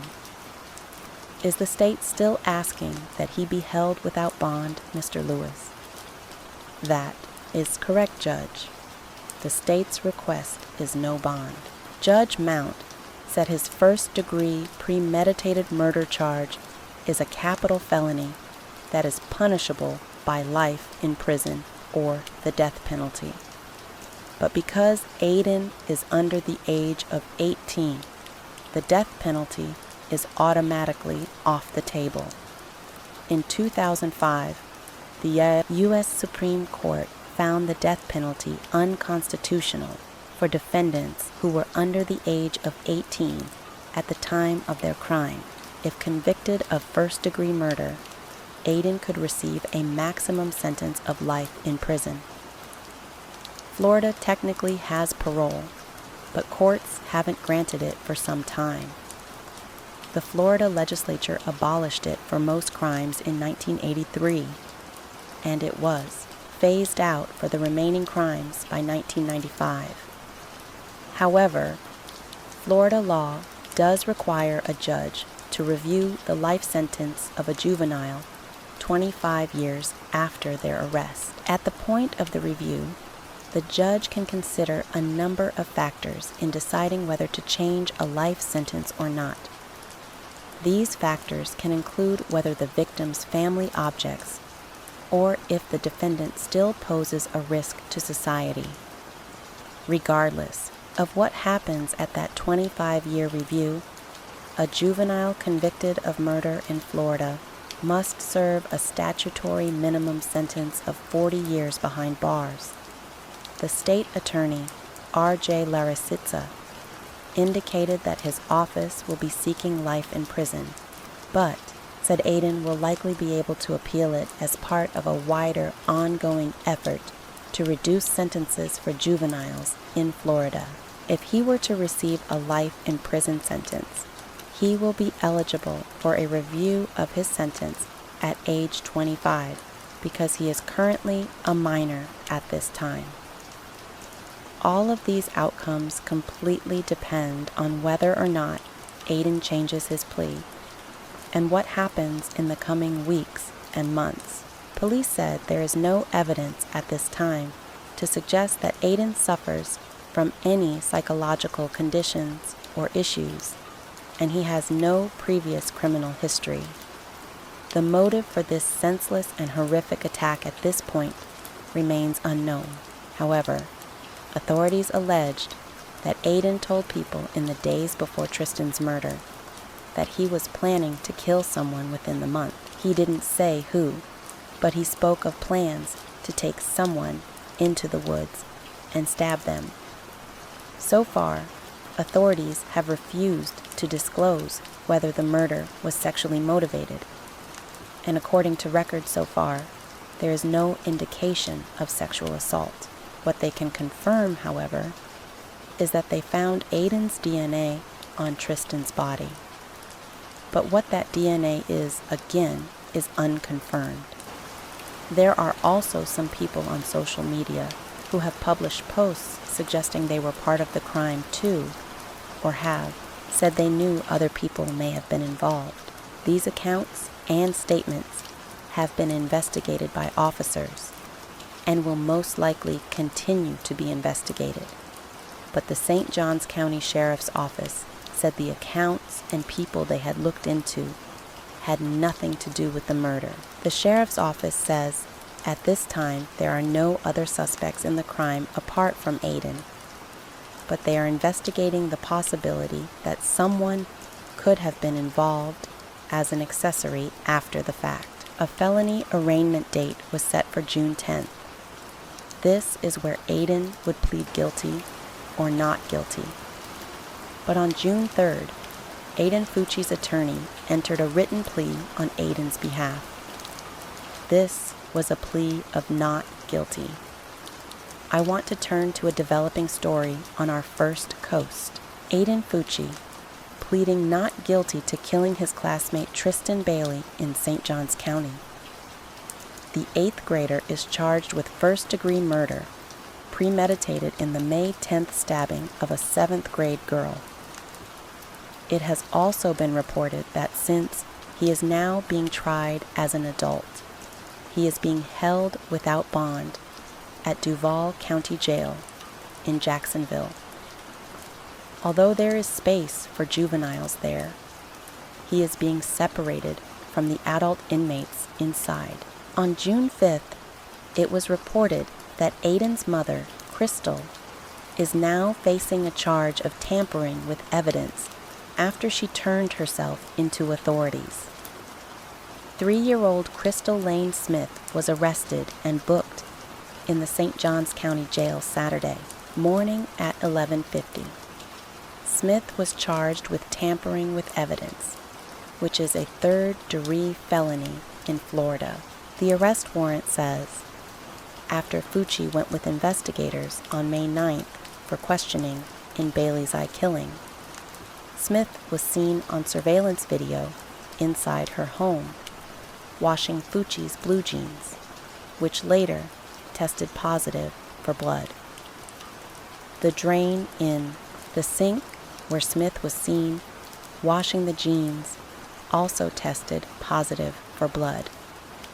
According to the warrant, Gene Nichols, a local attorney, says the mother's arrest took so long because investigators were most likely questioning her. Nichols says, although the mother was charged with a third-degree felony, he doubts anything will be done until Fucci's case is done. She will present to felony court the same way her son did in front of a judge. Nichols says he doubts the St. Johns County Sheriff's Office will give the mother prison time. I am sure that Mr. Louise's office recognizes that this was a mother trying to protect her child and made some very bad decisions in order to try to protect her child. As the rain gently falls and the night grows deeper, thank you for joining me here at Mr. Night Cared. True crime stories remind us of life's mysteries and the importance of staying aware, even as we seek comfort in the quiet of the night. Let the rain carry you to a peaceful sleep, and until we meet again, stay safe, stay curious, and let the night watch over you. Obviously, this brings the search for Grace to an end. It was an unbearable time for the Malley family, and our hearts go out to them. Any father, any parent in this situation will struggle. Yeah, I feel for them. I have a daughter in her 20s. So, yeah, we're putting a lot of support around him It's difficult because he's here with a brother from England, and the rest of the family are back home.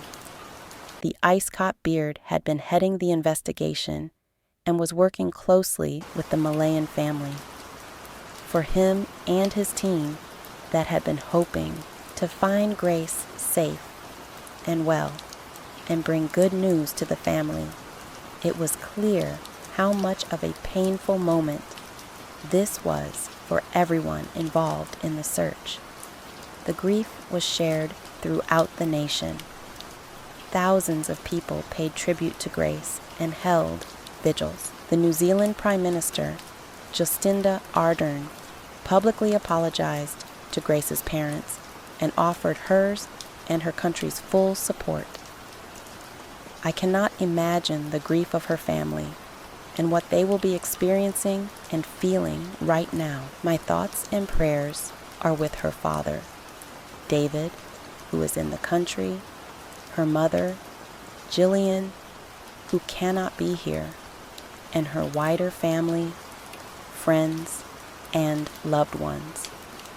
On behalf of New Zealand, I want to apologize to Grace's family. Your daughter should have been safe here, and she wasn't, and I'm sorry for that. I've advised the family through the police that if there is anything we can do to assist, we are here to help with it. Following this, Jesse Kempson was formally charged with the murder of Grace Millane. On December 10th, just 5 days after Grace was reported missing, Jesse appeared in court in Auckland. He was granted an interim name suppression to ensure a fair trial, which is why so much of his interview footage was blurred out for a long time. Following an autopsy, a pathologist confirmed that Grace had been strangled and had bruises on her arms and chest, consistent with being pinned down. Considerable force would have been required, and the pressure on her neck must have lasted between 4 and 5 minutes to be enough to kill her. At around 1:30 a.m. on Sunday, as Grace lay dead in his room, Jesse carried out a number of internet searches. Using his phone, he looked up hottest fire, flesh-eating birds, and white Ur ranges, the location where he would later try to bury Grace's body. After this, he trolled through a pornography site. He then took several intimate photos of Grace's dead body. Just over a month after Grace was found, hundreds of people turned out for her funeral at Brentwood Cathedral in Essex. Detective Inspector Scott Beard, who had been looking after the case, flew to England to pay his respects and support the Millane family. 6 days after Grace was laid to rest, Jesse appeared in the High Court, and he pleaded not guilty. His trial began in November later that year.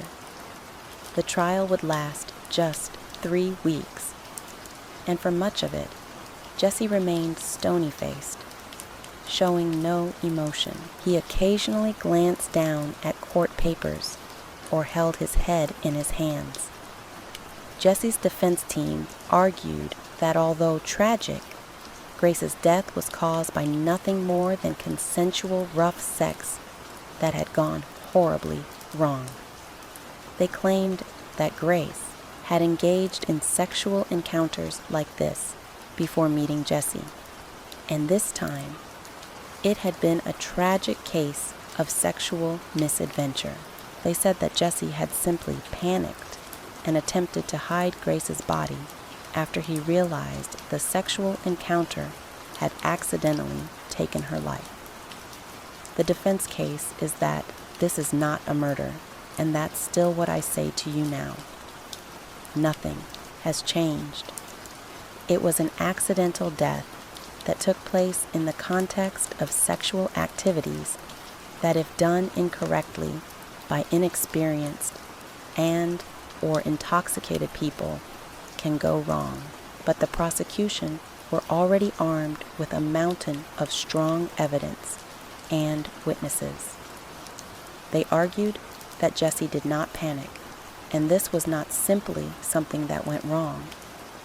It was very clearly deliberate and intentional. They said that he had calmly and callously said about covering his tracks, creating what they called a labyrinth of storytelling and lies as he went. In this case, to have killed Grace Malin, the defendant, the gentleman over here at the back behind me, had to have had her under his grip, suffocating her. Strangling her is probably the correct term for a total of 5 to 10 minutes, at some point of which she lost consciousness and would have become under his handhold, unconscious and limp and lifeless, and he had to carry on. And if that's not reckless murder in this country, ladies and gentlemen, somebody will have to explain to me what is. Do you find the defendant, Jesse Shane Kempson, guilty or not guilty? Guilty, despite his protests of innocence on the 22nd of December, 2019, after just 5 hours of deliberations. Jesse Kempson was found guilty of the murder of Grace Malin. Jesse was sentenced to life in prison with a minimum non-parole period of 17 years. You are a large and powerful man. She was diminutive. In those circumstances, Ms. Malin was particularly vulnerable. You are in a position of total physical dominance. On a daily basis, I torment myself over what you did to my Grace. The terror and pain she must have experienced at your hands. As a mother, I would have done anything to change places with her. I'd sit full of guilt, knowing I couldn't help her. But I should have been there. She died terrified and alone in a room with you. The verdict of murder today will be welcomed by every member of the Malin family and friends of Grace. It will not reduce the pain, the suffering that we've had to endure over the past year. Grace was taken away from us in the most brutal fashion a year ago, and our lives have been, and family have been ripped apart. This will be with us for the rest of our lives. We would like to thank several people: Auckland Police Force, being professional, diligent, and thorough all through this investigation. Last but not least, we would love to thank the people of New Zealand. They've opened their hearts to Grace and her family. I cannot express our gratitude enough for all the offers and gifts of kindness that we have received over the last year. I've always thought that if it wasn't Grace, it was going to be someone. Now, I'm not a psychologist, so I can't talk about psychological profile, but what we do know is he's a liar. You know, a number of times we've proved he lied to the police. He lied to others. The case prompted many people to express their anger at how Grace's life had been presented during the trial and how her death had been explained away by her killer. Many feeling it was shameful and grotesque, victim blaming rather than placing the blame on the murderer himself. Jesse's family branded him a pathetic fantasist. His stepbrother said he lied over pointless things all the time and continued to lie until the point where he's got no out. And then he breaks down, cries, and runs away. After he was found guilty of murdering Grace in the highly publicized trial, Jesse faced a further 2 trials the following year. These were judge-alone trials, and no jury was present. 2 women had gone to the police when they had seen the blurred images of Jesse after he was arrested for Grace's murder. They knew instantly it was him, and they both had horrific stories to tell the officers about Jesse. In the first of these two trials in October 2020, an ex-partner spoke of the physical, sexual, emotional, and financial abuse she had suffered while with him. Jesse would hold knives to her throat, choke her, force her to perform sex acts, and drain her account of $10,000. Jesse was found guilty of 8 charges and jailed for 7.5 years. In November 2020, he was put on trial again, this time for raping a young British tourist he had met on Tinder 8 months before he had murdered Grace Mullane. He forced himself on her and said, "If you don't do this, I will kill you, and I will kill your family, and you know I will." He was then found guilty and given another 3.5 years in jail for this crime. This brought the total to an additional 11 years, which will run concurrently alongside the sentence he received for the murder of Grace. When Justice Jeffrey Venning found him guilty of rape, it prompted an aggressive outburst from Jesse. "You're so full of S*******. You have no reason to convict me. You're full of S*******. Tragically, in November 2020, Grace's dad, David Mullane, passed away after a battle with cancer. In December 2020, the name suppression concealing Jesse's identity finally lapsed when the Supreme Court denied his last-ditch appeal against his sentence in Grace's murder. It is alleged that Jesse is working on appeals in both of the sentences for the 2020 trials as well. To honor Grace's memory, her family and friends raised a record amount of money for the White Ribbon Campaign. The White Ribbon Campaign is a charity looking to end male violence against women by engaging with men and boys to make a stand against violence and challenge behaviors. Grace's family and friends raised over $11,000 in her name. The Love Grace campaign was also set up in Grace's honor. The campaign asks for donations of handbags filled with essential items to help provide support for women seeking refuge from harmful and abusive relationships. Story 6. Mother's Day, May 9, 2021, St. Johns County, Florida. 13-year-old Tristan Bailey was reported missing by her parents at 10:09 a.m. They had last seen her around midnight.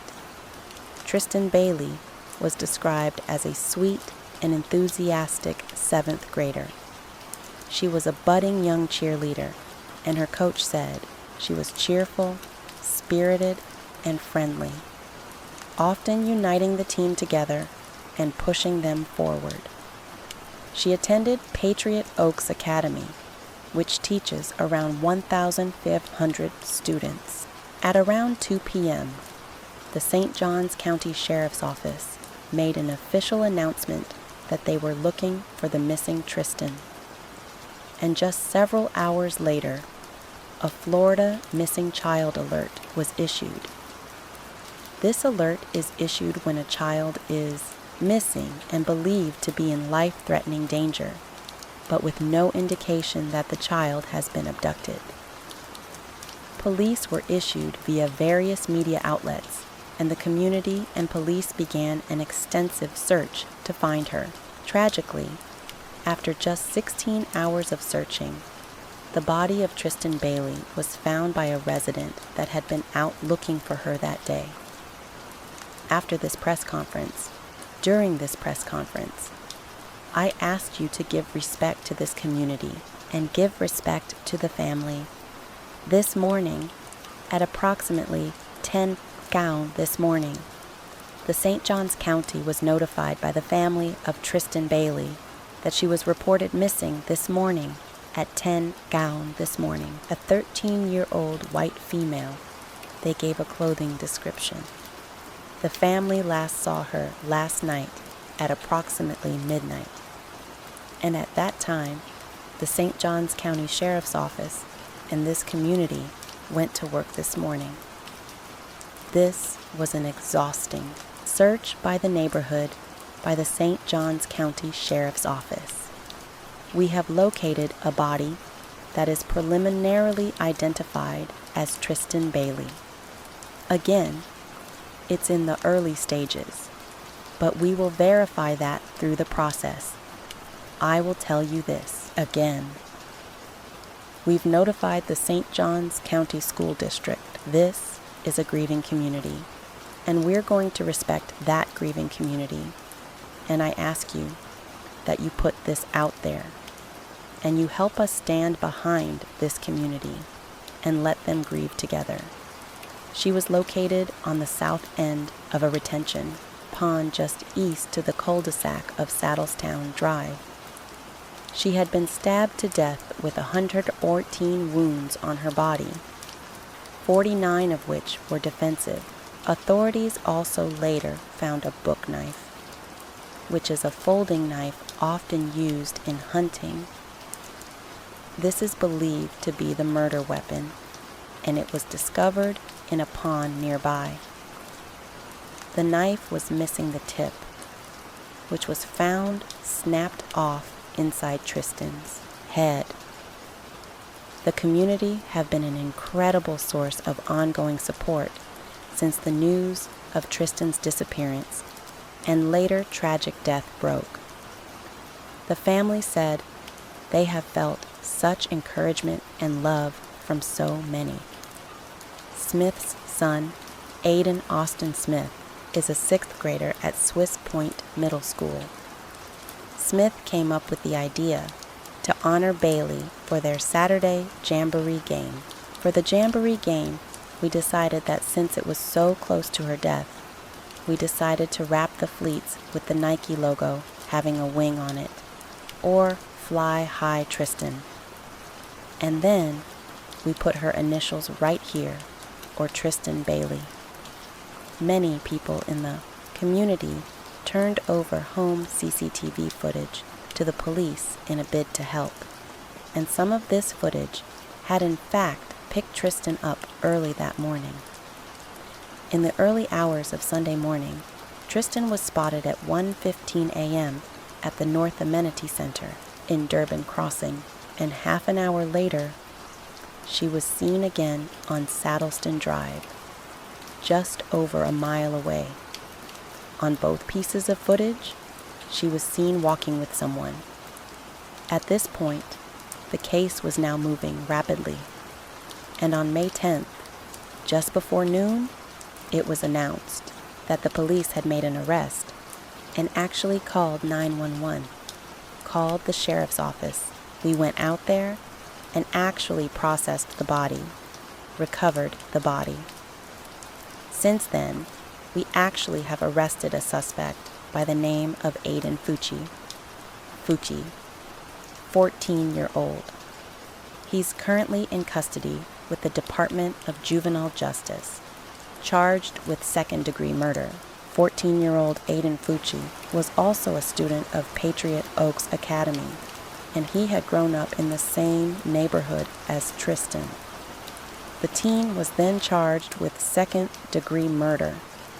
According to the arrest report, a neighbor's CCTV camera showed the pair walking together along Saddleston Drive at 1:45 a.m. The drive is surrounded by a wooded area, and as you reach the end of the drive, there is a dead end which leads directly into the wooded area. This location is very close to where Tristan's body was found. The report says one subject was wearing what appeared to be shorts, a light-colored hooded sweatshirt, and white shoes with a black Nike logo. This description matches Aiden Fucci. The second subject, known to be Tristan, was wearing black pants and a black shirt, although it was initially reported that she had been wearing her cheerleading outfit. The arrest report said that the person matching Aiden's description was then seen walking away from the wooded area at around 3:27 a.m., heading back down Saddleton Drive. He was carrying a pair of white shoes, which we now know to be his, in his hand. He later said he took them off because his feet were hurting when he was spotted walking back down Saddleton Drive. This was almost 2 hours after he had been seen with Tristan on the same road. Following this sighting, police went to Aiden's house to question him on May 9th, just a day before he was arrested. His house is located approximately 0.3 miles from the location Tristan's body was found in. Police put him in the back of the car, and while he was in the back, he posted a disturbing picture to Snapchat. He captioned the photo. A search warrant for Aiden's house led to the finding of multiple items of evidentiary value. A forensics team worked around the clock, examining these items to try and obtain any DNA. This process can sometimes take months, but the teams at the lab tested everything rapidly, and subsequently, Tristan's DNA was found on a pair of shoes and a t-shirt that were both located in Aiden's bedroom. In my 20 years of investigating homicides, this is probably one of the most tragic and difficult cases that we have faced. I can just tell you that the man is a cold-blooded killer. And I hate to say a man, he's a child, but he committed a man's crime. And with that being said, of course, I just feel like he's being held responsible for the crime he committed. So again, we'll build that case with school records. A lot of this stuff, of course, will come through court orders, search warrants, and talking to people that know our suspect well. According to an affidavit, the defendant, Aiden, said he had been at a mutual friend's house that night with Tristan before leaving. They had then engaged in an argument at around 1:10 a.m. before he pushed her to the ground where she hit her head. But the details of this alleged argument are unconfirmed, and it remains unclear as to how the pair came to be walking together down the street. On May 11th, Aiden appeared via Zoom in Volusia County Regional Detention Center in front of Circuit Judge Michael Orfinger for a detention hearing. His parents, Kristen and Jason, were present, as was his lawyer, Anwar Snoba. Can I have the parties raise their right hand, please? All three of you, if you could raise your right hand, please. Do each of you solemnly swear or affirm that the testimony you're going to give in this cause is the truth, the whole truth, and nothing but the truth? So, help you God. Yes. Can you answer out loud, please? Yes. Thank you. All right. Thank you, Mr. Fucci. As I said, my name is Judge Orfinger. I'm going to conduct your detention hearing this morning, which is sometimes known as a first appearance. The purpose of your detention hearing is to determine whether there is probable cause for me to believe that an act of delinquency occurred and that you are the person who committed it. If I find that there is probable cause, we will then discuss the terms by which the law allows you to be either released or detained. All right? Thank you. Yes, sir. All right, Mr. Fui. You're charged with second-degree murder. Murder committed with a depraved mind, but without premeditation. That is murder in the second degree, although it is a first-degree felony. Judge Orfinger ordered his stay in juvenile detention for 21 days until the state attorney made their decision on whether he would be tried as an adult or not. A week later, Jacksonville attorney Anwar Snoba, who had been retained to represent Aiden, filed a motion to withdraw from counsel. This was granted. Aiden's parents both asked for a judge to declare them indigent. Indigency means someone doesn't have sufficient income to afford a lawyer for defense in a criminal case. Aiden's mother's application was accepted, but his father's was initially denied. After explaining that he was self-employed, and since everything had happened, he was unable to find work, his request was also granted.